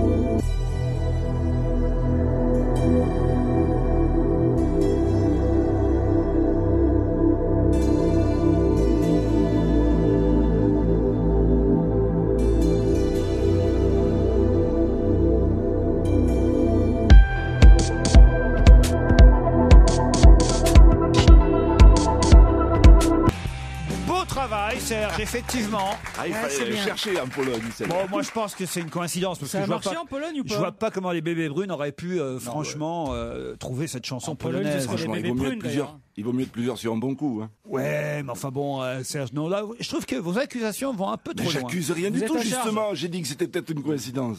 C'est un pays qui a tellement souffert, la Pologne en plus, Serge. Voilà, il était temps qu'on se réconcilie avec les Polonais. Et puis alors, surtout, dès que c'est des jeunes avec une guitare, vous êtes jaloux. C'est ça le truc. Mais non, je m'intéresse à ce qui sort. C'est pas mal, c'est méritoire de ma part. Votre femme aussi, on nous dit. Allez, on vous embrasse. À demain, Serge. Dorothy, Virginia, Margaret. Ces trois prénoms qui forment une seule femme, Dorothy, Virginia, Margaret, sont dans l'actualité aujourd'hui. Dans toute la presse, on peut entendre parler de Dorothy, Virginia, Margaret. Mais de qui s'agit-il? Thatcher, non? Pardon? Kate Middleton? Non. Est-ce que c'est la même personne? C'est la même personne. C'est tous ces prénoms. Une anglaise? Ah, c'est que je suis obligé quand même de monter un peu le niveau des questions parce que Michalak plus Gazan dans une même émission, ils épluchent les journaux, les articles. On n'a pas de vie. Cette femme en question est-elle dite du putois? Non, pas du tout. Qu'est-ce qu'il y a, Pierre? Vous faites des petits... Je vois un type là dans la cabine de pilotage. C'est Gérard Miller. C'est Gérard, qu'est-ce qu'il vient? Il vient se faire voir parce que... Il vient faire sa propos. Soi-disant qu'il a écrit sur la malédiction de Kennedy. C'est bien ça. C'est l'invité. On vient d'en parler, Gérard Miller. Vous voyez. C'est fait, tu peux y aller, Gérard. On va pleurer sur cette famille de mafieux milliardaires là. C'est ça le communisme, le machin. Oh, la malédiction de Kennedy, pauvres riches. Ah, ils vivent comme nous, ils souffrent comme nous, hein. Et c'est une mère comme les autres. Ils sont tapés Marilyn Monroe, pas comme nous. Est-ce qu'on peut bloquer la porte du studio? Voilà. C'est malin maintenant, vous l'avez fait rentrer dans le studio. T'es jaloux. En fait, c'est ça, t'es jaloux. Parce que il faut dire ça valait la peine de faire tout ça. On était deux à vouloir faire un film et je suis le premier à l'avoir réussi. Sur qui? Sur Kennedy? Sur toi, tu fais un film sur les courses et moi, je fais un film sur Kennedy. Ouais, mais lui, ça n'a rien à voir. Le public jugera. Non, mais ça n'a rien à voir. Moi, je fais un long métrage qui vaut 20 milliards anciens. Toi, tu fais quoi? Un téléfilm filmé par un inconnu sur un sujet trop connu. Vraiment. Sérieusement. Je suis ravi de cette publicité pour le film. Bien sûr, c'est pour ça qu'on le fait, mon petit chéri. Oh, si vous n'avez rien à faire ce soir, regardez le film de Miller. On a l'impression qu'il meurt encore une fois. Là où tu exagères, c'est que c'est sur les enfants des Kennedy dont personne n'a jamais parlé à la télévision, comme nous allons faire ce soir. Moi, je vais regarder. Les enfants de la génération, justement, de John et de Caroline. John, il est mort en avion. Il est même mort. Mais tu vas découvrir beaucoup de choses que tu ignorais sur la génération suivante. C'est terrible, aussi terrible que celle d'avant. C'est pire. Dites, j'avais une question, moi, là, sur Dorothy, Virginia, Margaret. Ça s'est passé en France ce week-end et on en parle dans la presse aujourd'hui de Dorothy, Virginia, Margaret. Elle est morte? C'est sportif? Elle est morte il y a longtemps déjà. Hein. Ah, elle est morte il y a longtemps. Voilà. C'est un rapport avec la dernière guerre mondiale? Du tout. C'est un écrivain? Non. Une chanteuse? Non. Un photographe? Non. Une ethnologue. Elle est sur la fameuse photo qui s'est vendue 5 millions aux enchères? Bonne réponse de Florian Gazan. C'est elle, le mannequin. La photo d'Avdon, c'est ça? Le mannequin Dovima Dorothy, Virginia Margaret. C'était ses trois prénoms. Ça a donné Dovima, son nom de mannequin. Et c'est elle qu'on voit aux côtés de deux éléphants sur une célèbre photo qui effectivement a été quand même vendue, mine de rien, 841 000 € ce week-end chez Christie's à Paris. Oui, qu'est-ce qu'il y a? C'est la plus grande escroquerie de tous les temps. Pourquoi? Une photographie, c'est reproductible. Une reproduction d'une photographie ou une photographie dite originale, c'est la même chose. Si on donne une épreuve d'une photographie d'Avdon, c'est la même exactement que celle d'Avdon. Il y en a qu'une. Il y en a qu'une. Comment tu vas savoir qu'il y en a une? N'existe plus. Voilà, il y en a qu'une. Là, c'est le tirage argentique représentant le mannequin qui est vendu. Il y en a eu 40. Tu fais un contre-type dans n'importe quel journal de cette photo, tu as la photo d'Avdon. Surtout il n'y a pas tort en même temps. Ouais, moi, 800 000 €, j'aurais acheté un appartement ou j'aurais fait une verrière. Enfin, je sais pas. Allez, on embrasse Gérard Miller. Ce soir, 20h35, son docu sur Kennedy. Et nous, on se retrouve après les titres de 17h. On va se gêner sur Europe 1. 15h30, 18h, Laurent Ruquier.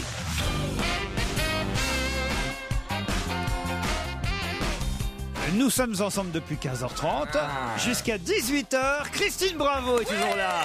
Pierre Bénichou, Jérémy Michalak, Florian Gazan et Stevie Boulet.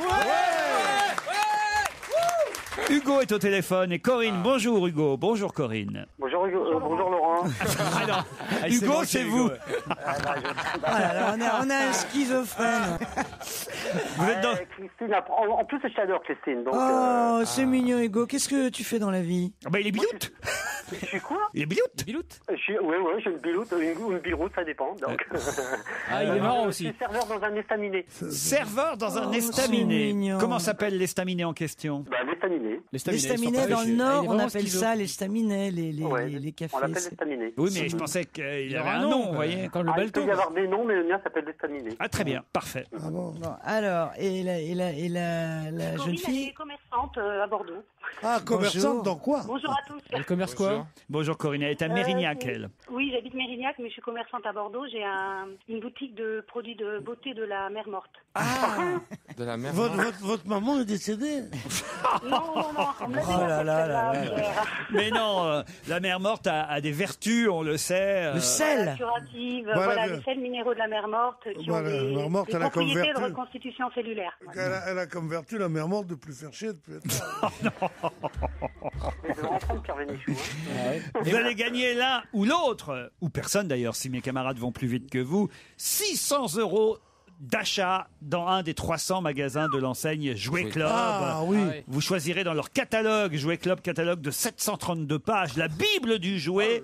600 € d'achat pour les fêtes de Noël chez Jouet Club. Là, franchement, c'est un joli cadeau, Hugo et Corinne. Vous êtes d'accord? Oui, cadeau pour les si on gagne. Mais alors, pour ça, justement, c'est assez drôle, parce qu'il va falloir que vous me trouviez qui est actuellement à l'hôtel Les Flamants Roses au Canet en Roussillon. Et vous savez que d'habitude, on fait, ça nous arrive, gagner des séjours. Pardon? Un chroniqueur? Non. Jospin, non. C'est Jean-Pierre, un candidat de la semaine dernière? Non. C'est un sportif? Oui, pas seulement un. Vous ne laissez pas 20 secondes, non? Plusieurs sportifs. C'est pas celui qui a été élu athlète de l'année? Non. L'équipe de France de rugby? Non. C'est des nageurs, ça? Non. C'est une équipe dont il s'agit. C'est une équipe. Vous savez pourquoi j'ai vu que c'était une équipe quand vous avez dit pas seulement? L'équipe de France de Coupe Davis. Pardon? L'équipe de France de Coupe Davis? L'équipe de France de Coupe Davis. Bonne réponse de Florian Gazan. Qui va se gaver chez Jouet Club. Et voilà. Et c'est trouvable quand même tout ça, Hugo et Corinne. Oui. C'est pas au tennisman. Eh bien oui. Guy Forger et ses joueurs, et ainsi que tout un staff technique autour de la délégation tricolore, sont en train de séjourner là-bas pour un stage avant de partir, évidemment, affronter les Serbes en finale de la Coupe Davis. Ce sera du 3 au 5 décembre. Eh bien, ils sont en séjour au Canet en Roussillon, dans ces formidables hôtels. Moi, je sais pas pourquoi je le vends encore aujourd'hui, parce que il n'y a plus rien à gagner. Mais enfin, en tout cas, ils y sont. Ça prouve que c'est quand même une bonne adresse qu'on offre. Ça veut dire que dans 2 mois, ils s'entraîneront chez Jouet Club. On a quelqu'un dans les hôtels Latitude ou pas encore? Personne. Il n'y a pas évidemment Tsonga qui est blessé. Gaël Monfils, en revanche, Michael Yodra, Arnaud Clément, Richard Gasquet sont du voyage. Gilles Simon aussi. Julien Bento, lui, est forfait également. Ça va être quand même un match important. Ça va être dur parce que Djokovic à domicile, c'est pas facile à jouer. Parce que c'est en Serbie qu'on va jouer en plus. Oui, à Belgrade, et le public serbe est très chaud. Comment vous savez tout ça, vous, alors? Je m'intéresse au tennis, j'y ai joué un petit peu dans ma jeunesse. Vous étiez classé combien au tennis? 15 ans. Non, 15 ans, c'est très bon, c'est une tête de deuxième série. Pas mauvais. Non, mais c'est pas vrai. Merci. Pierre me fait un compliment. C'est pas vrai. Mais si, Pierre. Pas possible. Avec ce physique de rêve, j'étais doué. Moi, j'étais 2/6. C'est marrant, ça. 2/6, mais avec Suzanne Langlaine à l'époque. Comment ça joue en jupette? C'est incroyable, hein. Non, mais c'est incroyable, ce connard qui du Covid, ça d'habitude, c'est pas facile. Surtout qu'ils sont malins, les Serbes. T'as l'impression de faire un truc à l'équipe, quoi, vraiment. Ils sont pas faciles à jouer, surtout à domicile, préfère. D'accord. C'était sympa, les balles de tennis blanches, Pierre. Et les raquettes en bois. Elles étaient blanches. Tu connais l'histoire du mec qui perd son boulot pour une connerie? Bon, on est désolé en tout cas pour nos 2 auditeurs qui ont perdu. Alors là, vraiment, Hugo et Corinne, quand vous regarderez la finale de la Coupe Davis, vous penserez à nous. Hein. Les produits de la mer morte, c'est quoi? C'est de l'eau, de la boue de la mer morte? Il y a les deux. Il y a des boues et les sels minéraux de la mer morte. Vous pouvez Il y a la boue qui est vendue à l'état naturel pour faire des applications sur le corps, ou alors les sels minéraux qui sont dans les cosmétiques associés avec d'autres ingrédients anti-âge. Mais enfin, mais quand même, quand vous dites les boues qui sont vendues au naturel, ça veut dire que c'est vraiment de la boue prise dans la mer morte et transportée jusqu'à vous? Mais on a le droit? Oui. Oh la vache. Oui, on a le droit, tout à fait. C'est pas une supercherie comme l'eau de Lourdes dont Non, j'avais. J'ai été visiter, je suis allée en mer morte, j'ai rencontré les fournisseurs, je m'y suis baignée, j'ai tout testé. Donc, Moi aussi, je me suis baigné dans la mer morte. Moi aussi. Ça fait... On flotte. Tu flottes, Ouais, c'est un drôle d'effet. C'est la première fois que je flottais d'ailleurs. Quel que soit son poids. T'as marché sur l'eau, non? Alors, noyer quelqu'un dans la mer morte, c'est dur. Je suis avec ma mère, j'ai pas pu. Bon, en tout cas, c'est perdu. Désolé. Je sais pas ce qu'on peut faire. On peut peut-être leur offrir des petits lots de consolation à Hugo et à Corinne, parce que c'est Noël quand même. Hein. Allez, je vous offre à Hugo et à Corinne un DVD de Michael Gregorio au Bataclan. Il y est jusqu'au 31 décembre. Europe 1. Une info, une enquête, un défi. C'est le challenge Vermus. Alors Paul, il faut répondre évidemment aux questions que je vous ai posées tout à l'heure. Peut-être on pourrait commencer tout simplement par le vol des ordinateurs. Alors vous en savez plus? Alors bon, impossible pour le moment de savoir si ces vols ont un lien, Laurent, avec le cambriolage de Mediapart, du Point ou du Monde. Ce qu'on peut dire, que c'est probablement un cambriolage crapuleux. Il y a plusieurs hypothèses. La première, soit on les retrouve sur le Bon Coin. Le Bon Coin, c'est un site de petites annonces sur lequel on achète tout et n'importe quoi. Soit, c'est l'hypothèse la plus vraisemblable, Laurent. Hein. Quoi, on les retrouve? Vous voulez dire les ordinateurs? Oui, les 20 ordinateurs volés, on va les retrouver sur le Bon Coin, site de petites annonces, très très populaire, voilà. C'est ce que me dit Pierre Avski. Soit on les retrouve sur le trottoir, au marché aux voleurs, au côté, vous savez, du côté des périphériques. Ouais. Soit les labos de la DCRI sont en train de décortiquer les disques durs des 20 ordinateurs de rue 89, mais c'est pas crédible. Il n'y a pas un journaliste aujourd'hui digne de ce nom qui garde des documents sensibles dans son ordi. Et la DCRI, je vous le signale, et c'est ça qui est intéressant, Laurent, elle a les moyens de rentrer dans votre ordinateur sans commettre des fractions. Alors certes, rue 89 est perturbée, mais heureusement, rue 89 est assurée, et même rassurée, car ce week-end, il y a eu un grand mouvement de solidarité. Les voisins, les amis ont fait campagne et depuis hier soir, il y a une vingtaine d'ordinateurs prêtés à ce site. Bon alors, donc tout va bien. Bah, tout va bien. Si on vous cambriole votre commode, non, tout va pas bien. Je veux dire, quand on rentre chez vous, quand même par effraction, ça va moins mal qu'on ne pourrait le penser, quoi. Bon, très bien. Et vous travaillez pas, vous, pour un site internet maintenant, d'ailleurs? Je travaille pour Bakchiche et pour le journal, oui. Ah, vous travaillez pour Bakchiche, vous? C'est toi le journaliste dont le téléphone a été espionné aussi? J'en sais rien si je suis écouté, mais enfin, d'abord, vous pouvez venir toutes les semaines dans Bakchiche, si c'est ce que vous voulez savoir. Non. C'est excellent ce que je fais, d'ailleurs. Et je m'en félicite.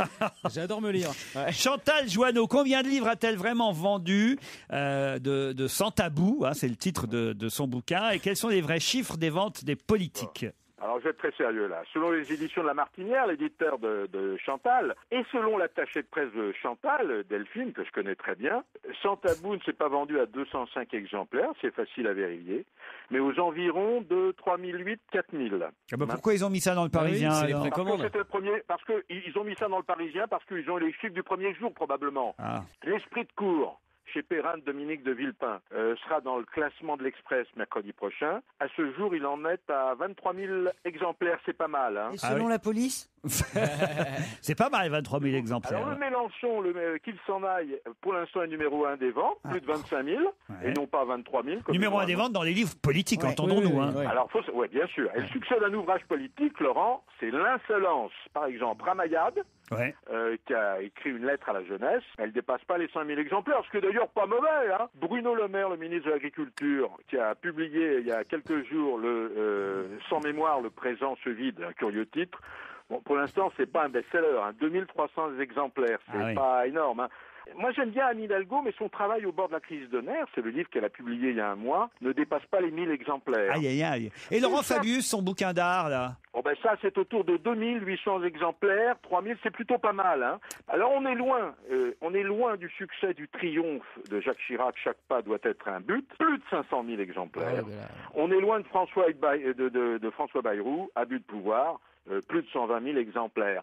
L'essai politique, il est rare de dépasser les 10 000 exemplaires. Hein. Et là, je vous ai donné tout avec précision. Hein. Passons à Philippe Torreton. A-t-il démissionné ou l'a-t-on fait démissionner du Conseil de Paris? Moi, je pense qu'on lui a conseillé de façon très diplomatique de quitter ses fonctions. Alors, moi, je vous raconte l'histoire dès le début. Hein. Oui. D'autant que je connais les gens qui sont responsables de cette affaire. C'est la conseillère de Pierre Lelouch, Delphine Burki. Elle est conseillère de Paris, elle est leader dans l'opposition, dans le 9e arrondissement, où était Philippe Torreton. Delphine Burki. Voilà. Si vous êtes plus proche de l'UMP que du PS, on peut dire, Paul. Vous plaisantez jamais ça, Laurent. Si, vous, c'est je droite vous dure. toutes les plaisanteries à mon égard, mais surtout de ne pas me donner une étiquette politique. Non, on la devine, On l'a deviné, enfin, vous déjeunez toujours avec des... Que je sois un peu bourgeois, d'accord, que je sois un petit peu de droite, d'accord. Que j'aime un peu le luxe. C'est pas grave, on vous aime, hein, Paul. Oui, toutes les idées sont les bienvenues. Mais ne me donnez pas une étiquette politique, Non, mais enfin, vous êtes un peu le Stevie Senior, quoi. Ouais, bon, je vous l'accorde. Bon, alors figurez-vous, si cette petite Delphine ne l'avait pas révélé à une journaliste du Parisien, on n'en aurait rien su. Figurez-vous que Torreton a quitté Paris en décembre 2009. Et alors, la grand-mère de Delphine lui a envoyé une photocopie du Maine Libre, sur lequel on pouvait lire à la une du Maine Libre « Bienvenue à Torreton dans la Sarthe ». Vous voyez, je vous donne des détails. Ah oui. Depuis 2009, Torreton, on ne l'a revu qu'une seule fois au Conseil de Paris, c'était en février. Je vous signale que les théâtres font relâche le lundi, Laurent, et qu'on peut venir au moins une fois par semaine. Hein. Je vous signale que son indemnité est autour de 4 000 €. Alors au bout d'un moment, l'affaire fait grand bruit au Conseil de Paris, à l'Hôtel de Ville. Alors bon, Bertrand Delanoë, il n'est pas question de le virer, c'est un ami, bon, et c'était bien de le mettre à cette fonction, et puis c'est un bel acteur. Donc il lui a dit, écoute mon petit vieux, je crois que l'affaire est en train de prendre des proportions qu'on n'a pas prévues, il serait peut-être pas plus mal que tu partes. Alors, un an payé à ne rien faire, est-ce que c'est un emploi fictif ou pas? Est-ce que c'est le seul dans ce cas-là? Écoutez, en tous les cas, moi je peux vous dire que le site lemonde.fr avait calculé que Philippe Torreton était l'élu le moins assidu du Conseil de Paris. Putain. Et combien il était payé pour ça? 4 000 € par mois. Pour venir alors, une seule fois par en mois, un an. on est en venu une seule fois en une année. Oh là là là. Et le poste est libre? Ouais, c'est ce que je Non, devais... c'est une conseillère PS qui a repris le poste. Claire Morel. Merde. Moi, j'aurais Ça, bien c'est voulu, dégueulasse. Ça, c'est un beau Ça, job, c'est hein. scandaleux, moi, je trouve ça. Vraiment, vraiment. Vous voyez, des enquêtes comme ça, vous n'en avez pas tous les jours. Hein.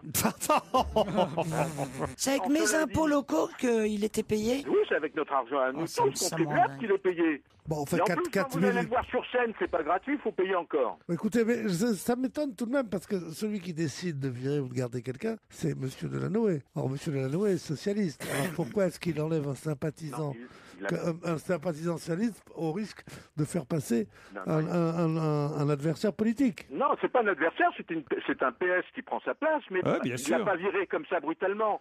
Il lui a conseillé, en termes diplomatiques, de quitter ses fonctions pour absentéisme. Il n'était pas question de le virer manu militari. Et pour pas que ça fasse scandale, valait mieux qu'il parte, il est parti. Voilà l'histoire. Bon, en tout cas, ça, c'est des bonnes infos, de bonnes sources, Paul. Alors, quoi d'autre en magasin? Henri-Jean Servat. Henri-Jean Servat. Oui. Alors, faut savoir que le maire de Beaucaire s'appelle Jacques Bourbouchon. Il a interdit qu'Henri-Jean Servat présente son spectacle, Les Belles Histoires d'Henri-Jean Servat. Vous vous souvenez des Belles Histoires de l'oncle Paul? Oui. Non, c'est un peu la même chose. Pourquoi il l'a interdit? Parce que le maire est un taurin acharné, un fou de tauromachie. Normal, Beaucaire à Rennes. Et qu'Henri-Jean Servat, lui, est très engagé dans la lutte contre les corridas. Alors, donc, Servat a dit, normalement, il devait se produire au casino de Beaucaire. Le supermarché, par contre. Pardon? Non, Le supermarché ou le lieu de jeu? Non, pas le supermarché, le casino de Beaucaire, c'est pas... Enfin, soyez gentils, il fait pas les grandes surfaces, c'est pas Daniel Gilbert. Pas Enfin, loin, bon, alors il devait donner son spectacle au casino, il a été interdit par voie d'arrêté préfectoral, soi-disant que sa prestation nuirait à l'ordre public. Alors, je vous signale que dans son spectacle, il parle de Sophia Loren, de Brigitte Bardot, de Brialy, du Festival de Cannes, du Vatican, d'Hollywood. Pas un mot de tauromachie. Alors, figurez-vous que la famille André à Beaucaire, vous voyez, c'est la famille très opposée au maire. Oui. Alors, qu'est-ce qu'elle a fait? Elle trouvait quand même que la situation était navrante, consternante. Elle lui a proposé une petite salle dont la famille André est propriétaire, la salle Coquemar. Alors bon, on voulait aussi interdire sa prestation dans la salle Coquemar parce qu'elle ne répondait pas aux règles d'hygiène ou d'insalubrité, etc. 80 personnes sont quand même venues l'applaudir. Alors maintenant, je vous donne l'information qu'on n'a nulle part. Henri-Jean Servat va porter cette affaire devant les tribunaux pour entraide à la liberté d'expression. Entrave, vous le dites, pas entraide. Entrave, ça n'a pas de sens. Oui, excusez-moi. Oui, entrave à la liberté d'expression. On est là pour ça. Oui, je sais. Et vous vous en gênez pas, je sais. Et il a d'ailleurs offert, alors je vous le signale aussi, la recette de l'association. Ça fait pas des milliers et des cents, 80 personnes. Hein, à l'association des chevaux maltraités dont il est le parrain avec Brigitte Bardot. C'est bien. Ah, vous avez vu comment on a travaillé ce lundi? Allô? Oui. Non, on est sur le cul, alors. On s'en remet pas, Paul. Pardon, excusez-moi. C'est un choc pour nous, Paul, parce que d'habitude, bon, ça flotte, mais là. Mais là, j'étais dans le détail, dans la précision. J'étais 10 fois plus loin que les journaux parce que Laurent, qu'est-ce qu'il aime dire, Paul? On l'a déjà lu dans la presse. Là, il a pas pu me faire cette remarque désobligeante. C'est vrai. C'est un bon lundi, je dirais même, Paul Vermus. Merci, Paul, pour tous ces scoops. Bon, écoutez, allez, on va pas encore refaire la petite scène d'amoureux. Hein, non, tu raccroches d'abord. Non, vous d'abord. Allez, raccroche. À très vite. Dans un instant, l'invité d'honneur. Europe 1, on va se gêner. Attention, voici le moment de découvrir qui se cache dans la loge d'honneur. Et oui, avec qui on va démarrer la semaine? Qui est là, caché dans cette loge, qui va répondre à vos questions uniquement par oui ou par non, c'est le principe. Bonjour, invité d'honneur. Bonjour. La voix est bien déformée, je vous laisse entre les mains de mes camarades. Vous êtes un homme? Oui. Est-ce que vous êtes quelqu'un de plutôt extraverti ou introverti? Donc extraverti? Plutôt extraverti. Vous êtes grand? Pas tellement. Je vois. Vous avez les yeux bleus?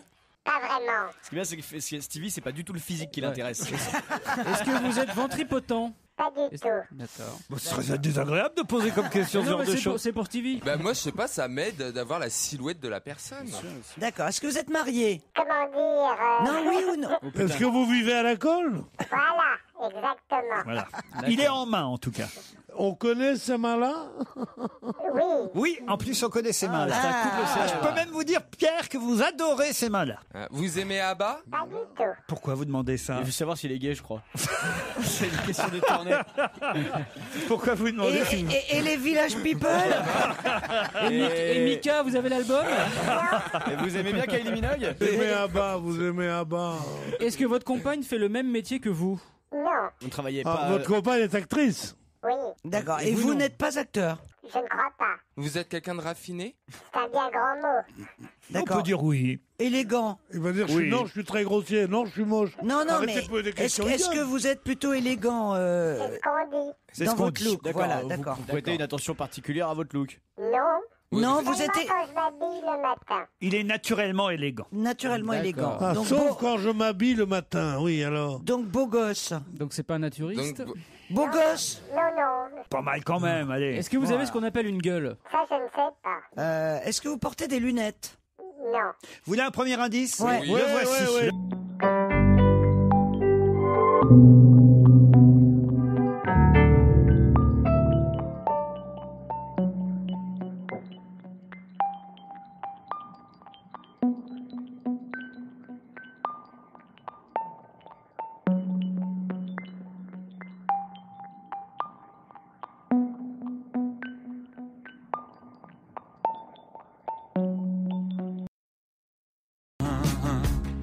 Vous comprenez évidemment le pourquoi de cet indice, invité. Bien entendu. Est-ce que vous avez des enfants? Oui.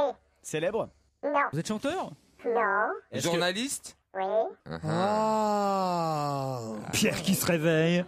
Est-ce que votre femme est une comédienne et elle passe à la télévision beaucoup? Oui. Tous les matins? Non. Ah, vous pensiez à Pierre Sled, vous, Pierre Bénichou, mais pas du Elle tout. est pas comédienne. Non, mais il pensait quand même à Pierre Sled. D'accord. Alors pour éliminer beaucoup de monde, est-ce que vous avez couché avec Marie Drucker?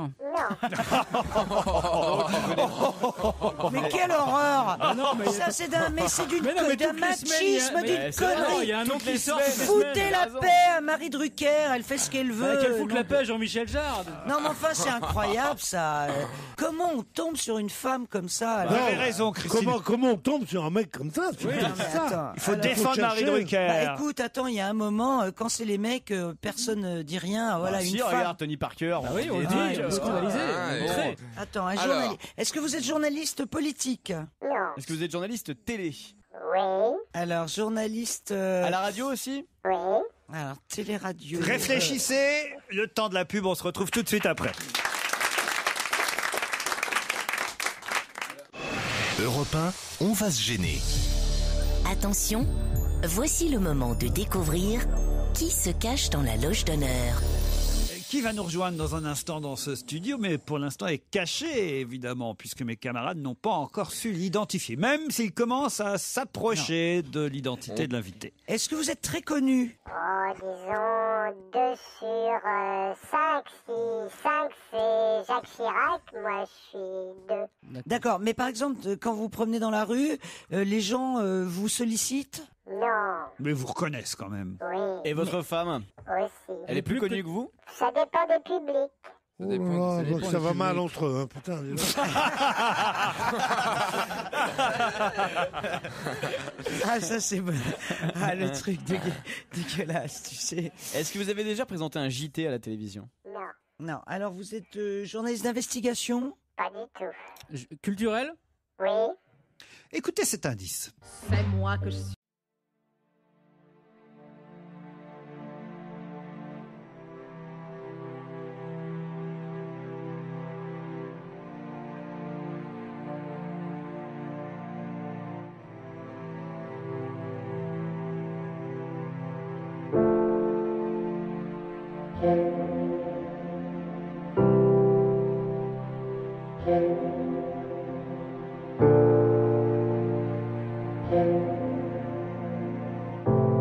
Barbara, mais voilà un bel indice supplémentaire. Est-ce que vous êtes Léonard de Vinci?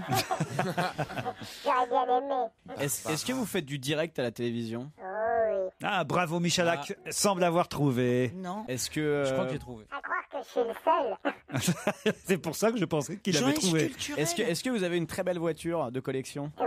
Bravo, Jérémy a trouvé le nom de notre il faut invité. savoir s'il a une belle Et Florian Gazan aussi. Je crois que je l'ai aussi. Ouais, Oui, ouais. moi Et ce aussi, n'est pas je Paul l'ai. Vermus. Hein. Stevie aurait trouvé aussi. Journaliste culturel? Il n'y en a pas 5000 à la téloche. Hein. Sur TF1? En direct, hein, on est bien d'accord. Ah, je vois. Pierre Bénichou se réveille. Vous avez fait une émission célèbre sur les vestiaires. Oui, on peut l'appeler comme ça. Sur les vestiaires, regarde les hommes se changer. Oui, c'est ça. Ah, c'est sympa ça. Stevie. Il se réveille d'un coup. Il y a hein. Christine qui n'a pas trouvé pour l'instant, puisque Stevie, Pierre Bénichou, Florian Gazan et Jérémy Michalak ont trouvé. Alors, Christine, bravo. Vous voulez un petit indice supplémentaire? Ouais, s'il te plaît. Ah oui. Ah bah c'est... C'est France oui. 3, ça. Bah oui, je l'adore. Qu'est-ce qu'il est beau. Oh non. Ah bah c'est pas lui alors. Tu pensais à qui? J'ai dit il est beau, tout le monde dit non. Alors. Non, si, c'est bon, c'est la jalousie qui nous fait parler. Non, il est distingué. C'est lui qui a dit qu'il n'était pas spécialement beau, mais enfin, tout le monde le trouve plutôt pas mal comme mec. hein. Alors attention, à 3, vous allez me donner son nom, si vous l'avez évidemment, mais il me semble que Jérémy et Florian l'ont. Pierre, c'est pas sûr. Vous dites qui, Christine? Field. Michel Field. C'est vous, Michel Field? Mais non. Pas du Mais tout. non. Mais non, mais je vois qui c'est, j'entends la musique là. Mais... Je vois qui c'est, mais je me moi trompe de nom. aussi, Alors allez-y, Michalak et Gazan. Frédéric Tadei? Frédéric il est Tadei, évidemment, va nous mais je suis rejoindre. amoureuse. Ne dis pas ça, il va pas venir.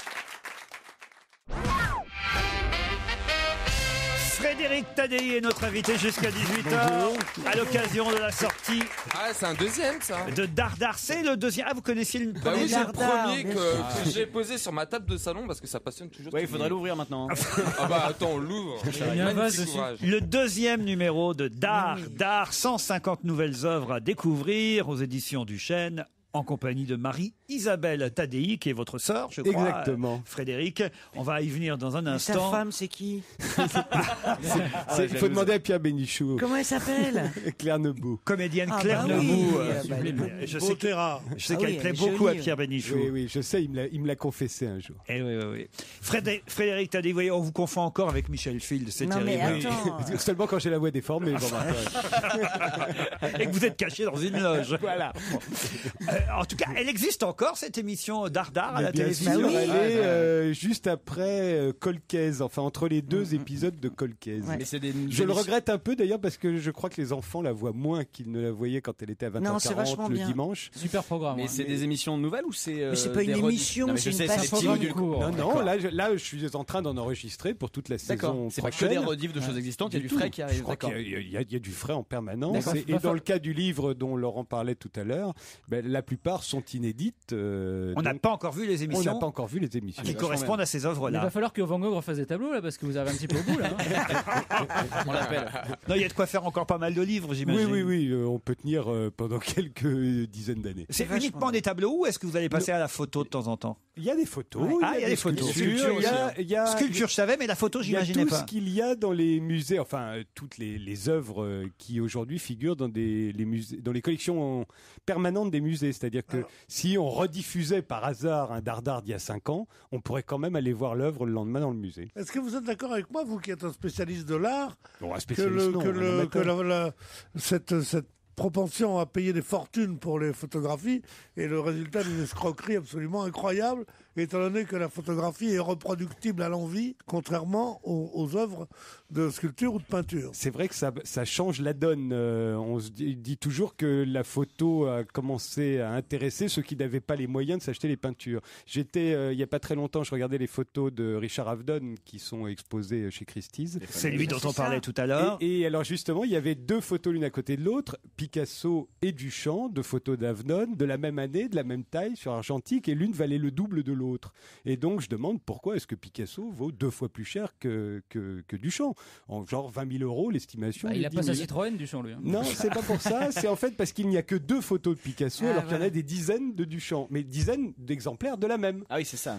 Il n'y avait que 2 exemplaires. Fait par Avedon, oui, parce que 2 photos de Picasso. Non, 2 exemplaires de cette photo-là existaient, alors que dans le cas de la photo de Duchamp, elle avait été, il y avait une multiplication de tirages. Mais il n'y a pas 2 exemplaires, il y a plusieurs 1 million d'exemplaires si on le veut. Absolument. Puisque je peux tirer autant de photos de Picasso que je veux. Il faut le négatif. Bon, en tout cas, écoutez, on va pas faire un débat sur la photographie aujourd'hui, mais c'est l'occasion, ce livre évidemment, de recevoir Frédéric Tadei. C'est bien foutu, Christine. C'est bien foutu le bouquin et cette petite pastille qu'il fait est très très bien faite parce que il part toujours d'une anecdote. C'est-à-dire, il est pas, c'est intelligemment fait. C'est-à-dire que c'est faire passer de la culture de manière ludique. C'est vrai ou pas? Tu pars toujours d'une anecdote, tu poses une question. Je fais comme font les journalistes, je cherche une bonne accroche. Une bonne accroche. Il y a quelques rebondissements et à la fin il y a une chute. Voilà. Puisque je suis pas critique d'art, moi je ne suis que l'intermédiaire entre tout ce que les historiens, les critiques et l'artiste lui-même a pu dire de son œuvre et ce que après on peut raconter à 5 millions de gens qui vont. Mais on le cherche, si tu veux. Moi, ce qui fait que je le regarde, c'est parce que j'attends c'est l'anecdote qui va figer pour moi après le tableau dans l'anecdote. Et votre sœur, c'est elle qui écrit les textes, alors c'est ça? Alors elle fait la première version du texte, moi je fais la deuxième. Donc on partage, c'est normal. Bon. Donc frère et sœur Tadei pour Dardar, c'est voilà, genre de livre qu'on peut offrir à Noël. C'est bête de dire ça, mais c'est vrai. C'est un beau livre de Noël, un beau cadeau. D'ailleurs, c'est pas par hasard qu'il sort en ce moment. Je crois que c'est parce que le premier volume dont parlait Stevie tout à l'heure a eu tellement de succès il y a 2 ans, effectivement à l'approche des fêtes, que l'éditeur a trouvé que c'était la bonne date. 150 000 exemplaires du premier volume. Voici le volume 2. C'est pas par rapport à Chantal Joanneau, ça fait beaucoup. Va falloir que Stevie achète une 2e table de chevet. Comment vous allez faire? Non, sur ma table de salon. Ah, très bien, parfait. Vous voyez, vous gagnez un peu de terrain chez Stevie. C'est un bel endroit. En plus, il y a la Joconde dans sa cuisine. Celle de Duchamp ou celle de Léonard? Vinci. Quelle question. Attention, c'est la vraie. Au Louvre, c'est une photocopie. Je trouve que mon tableau est plus beau que celui de la Joconde, que celui du Louvre. Mais Pourquoi? Parce que celui du Louvre, je trouve que l'encadrement n'est pas très très beau. C'est un encadrement authentique, alors que la mienne, elle est d'un encadrement du Premier Empire. Donc c'est bon, chacun ses goûts. Je suis désolé, Frédéric Tadei, je sais que. Ah non, mais on peut discuter encadrement, il a raison après tout. Non, mais Frédéric, je suis désolé, je savais pas qu'il était là, ça je t'aurais demandé. Frédéric L'encadrement du Premier Empire. Non, ce qui m'embête un peu, c'est que c'est le seul à cette table qui a acheté le premier volume de Dardar. Je suis pas sûr que ça me fasse de la publicité. Écoutez, parce que je suis si néfaste que ça, à votre avis? Cela dit, moi j'aime bien l'émission aussi du soir. On allait y venir, mais on en parlera après la pub. Présenté par Michel Field. Ce soir ou jamais.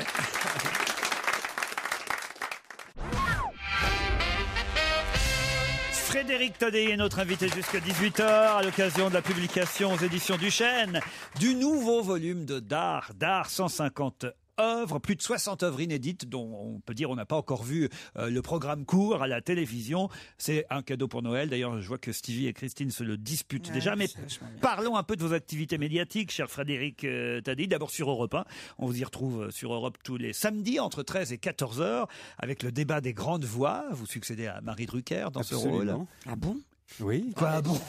Mais je savais pas. Et il s'est rien passé?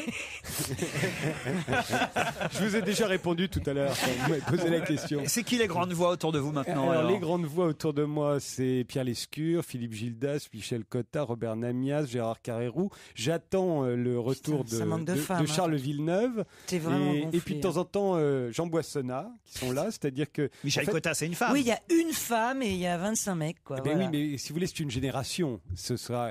Quand Eh je oui, les l'animerai grandes voix. encore dans 20 ans, Et alors il y aura les grandes voix qui sont aujourd'hui, il y aura davantage de femmes. Catherine Ney, non, pas de temps en temps. Catherine Ney est venue une fois, mais Julie. Mais Catherine Ney est toujours à Europe 1. C'est vrai. Le principe des grandes voix, c'est que c'était les grandes voix d'Europe 1 hier, Ah oui. qu'ils ont fait carrière ailleurs. Ils sont tous devenus patrons de chaînes de télévision, d'accord, de services d'info des uns et des autres, et puis ils reviennent le samedi. Vous pourriez faire revenir Christine O'Krent si elle était disponible, par exemple. Exactement, elle a été à Europe 1. Ah Christine bah oui, elle a O'Krent. longtemps présenté. Évidemment. Voilà. C'est même là où elle a fait ses premières armes de présentatrice. Il pourrait y avoir Yvon Levaille, par exemple. Madame s'il n'était pas Soleil. sur France Culture. Madame Soleil, elle est morte. Les grandes voix, le débat des grandes voix, c'est 13h-14h le samedi, mais existe toujours la fameuse émission dont Pierre parlait tout à l'heure. Regarde les hommes changer entre 18h15 et 19h. Voilà pourquoi il parlait des Le vestiaires. dimanche, ouais. Elle était vachement bien cette émission. Bah, elle existe Mais elle est encore. toujours, Mais... hier, il y avait Monica Ouais, mais Bellucci. il faut travailler le dimanche aussi. Moi, le dimanche, j'arrête la radio. On écoute ça quand on rentre le week-end sur la route, 18h15, 19h. Bon podcast, Pierre, votre truc préféré? Pardon? Non. C'est ce que je voulais vérifier. C'était Monica Bellucci hier? Oui. Ah, quand même, alors. Ah bah oui. Et C'est bien fréquenté. Son accroche, son teasing, c'était on dit que vous êtes la plus belle femme du monde. Eh bien, Monica Bellucci va répondre elle-même en direct dimanche après-midi. Oui, en fait, c'est qu'est-ce que ça fait de lire tous les jours dans le journal qu'on est la plus belle femme du Dis-moi, monde? t'es venu ici pour me corriger? Non. Alors, quelle fut la réponse? Et ben, si, elle a beaucoup de mal avec cette question. C'est-à-dire, elle a beaucoup de mal à répondre à tout, à n'importe quoi. La jalousie. Parlons de Ce soir ou jamais. Je n'imaginais pas que ça faisait 4 ans que vous faisiez ça déjà. Mais si, vous vous rendez compte, c'est dingue. Ça alors. Ouais. Alors qu'au début, tout le monde me donnait 2 mois. Hein. Mais ouais, c'est dingue que ça dure avec si peu d'audience. Faut rigoler. Plus que 35 ans, et tu Ça vas marche rattraper plutôt Jean-Pierre. pas mal pour une émission. Pour une émission culturelle, c'est énorme, une audience qu'on n'avait pas vue depuis, je sais pas, au Et c'est moins nécessaire. apostrophe avant l'audimat. Par exemple, ce soir, vous savez ce que vous aurez dans Ce soir ou jamais? Oui, ce soir, on va discuter du fait que la gastronomie française vient d'être inscrite au patrimoine mondial de l'humanité. Avec qui? Et alors, je crois qu'il y aura pas mal de chefs. Pour en discuter, Il y aura les entre mecs de autres ceux Masterchef, là. qui sont pour et ceux qui sont contre. Tu te prêtes pas à cette mascarade grotesque. Ben non, si, c'est sérieusement. amusant. Ouais, en fait, tu penses que c'est une mascarade aussi, non? Ah, mais moi, je ne dis jamais ce que je pense. Ouais, Si on c'est commence, ça. si C'est l'animateur ça, c'est vrai, anime un débat et que tout le monde sait ce qu'il pense, ce qui arrive assez souvent, Bon, je trouve ça insupportable. Donc merci. moi, je vais être- J'ai compris ce que tu pensais, tu penses comme moi et t'as raison.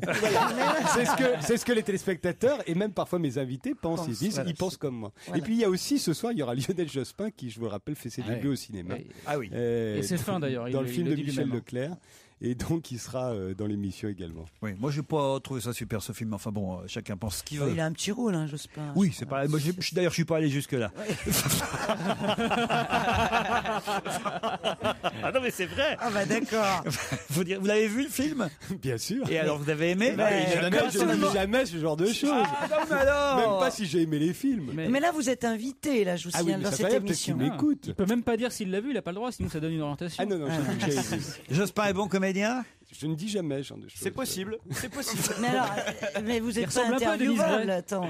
Vous n'êtes absolument pas interviewable. Si, vous pouvez m'interviewer éventuellement. Enfin, je suis pas en train de mendier non plus. Hein. Vous pouvez m'interviewer sur ce que je fais moi, sur ce que je pense, sur ma déontologie, même y compris celle-ci. Vous pouvez la remettre en cause, mais pas me demander si j'ai aimé tel ou tel film ou pour qui je vais voter aux prochaines élections présidentielles. Tiens, voilà, puisque vous voulez qu'on parle de déontologie, alors intéressant. C'est vrai que sur vos plateaux, parfois, on voit des gens qu'on ne voit nulle part ailleurs. Je pense à Marc-Édouard Nab. Toujours les mêmes. Eh ben oui, non, mais c'est vrai. vrai. Enfin, Marc-Édouard Naves, je vous rappelle il était sur la liste du Renaudot, il est toutes les semaines chez Franz-Olivier Gisbert. Oui, mais enfin, il est pas invité partout. C'est vrai qu'il est devenu plus fréquentable ces derniers temps. Mais c'est grâce à moi, peut-être, j'aimerais le penser, mais je crois plutôt que c'est dû à son talent d'écriture, mais que les gens sont habitués effectivement à ce qu'on pouvait discuter avec Marc-Édouard Naves. Dieudonné aussi, c'est une des dernières fois où on l'a vu. Oui, c'était avec Bruno Gassio.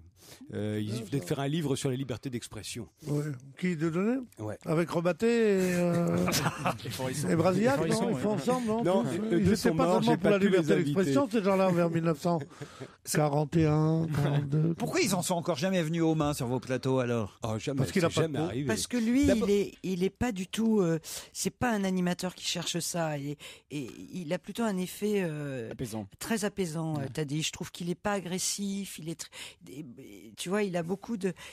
Heureusement d'ailleurs, parce qu'à cette heure-là, je crois qu'on n'aimerait pas prendre de l'adrénaline dans la. Peut-être qu'il met des trucs dans leur verre. Et puis je crois qu'il viendrait plus. Je pense que c'est la raison pour laquelle personne n'en est jamais venu aux mains. Et je crois qu'il y a qu'une personne une fois qui est partie de l'émission. Qui je me souviens plus de son nom et on n'a jamais compris pourquoi il était parti. D'ailleurs, il s'est levé tout seul, il est parti.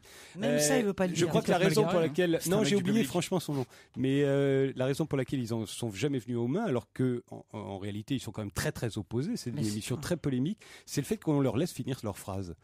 Et je pense que c'est ça. Ouais, si vous avez le droit de finir votre phrase, on comprend pourquoi vous n'êtes pas d'accord avec votre adversaire. Ouais. Mais et les deux voient bien qu'ils ne peuvent pas s'entendre. Mais au moins ils ont pu chacun exprimer leur désaccord. Il n'y a aucune raison de se frapper quand on peut se parler. L'œuvre sur la page de droite, le texte sur la page de gauche. Voilà comment on peut retrouver dans Dardar le texte et la toile. 150 œuvres qui ont fait l'histoire de l'art, on peut dire. Ou en Comment tout cas, vous les choisissez? qui en font partie, ça c'est certain. C'est une façon de raconter l'histoire de l'art, évidemment, hein, Dardar. C'est à chaque fois de raconter pourquoi cette œuvre-là. Moi, je dis jamais, là non plus, je dis jamais s'il faut l'aimer ou pas l'aimer, si c'est beau, si c'est pas beau. Chacun est libre de se faire son opinion. Mais en revanche, c'est amusant de raconter pourquoi cette œuvre-là reste, qu'est-ce qu'elle symbolise dans l'histoire de l'art. Et partir même d'un détail. Surtout, c'est souvent un détail. C'est ça qui est formidable. C'est signé Frédéric et Marie-Isabelle Tadei avec France Télévisions Distribution aux éditions Duchesne. Merci Frédéric Tadei. Merci à vous. À demain 15h30. Je vous laisse en compagnie de Nicolas Demorand. Bonsoir Nicolas.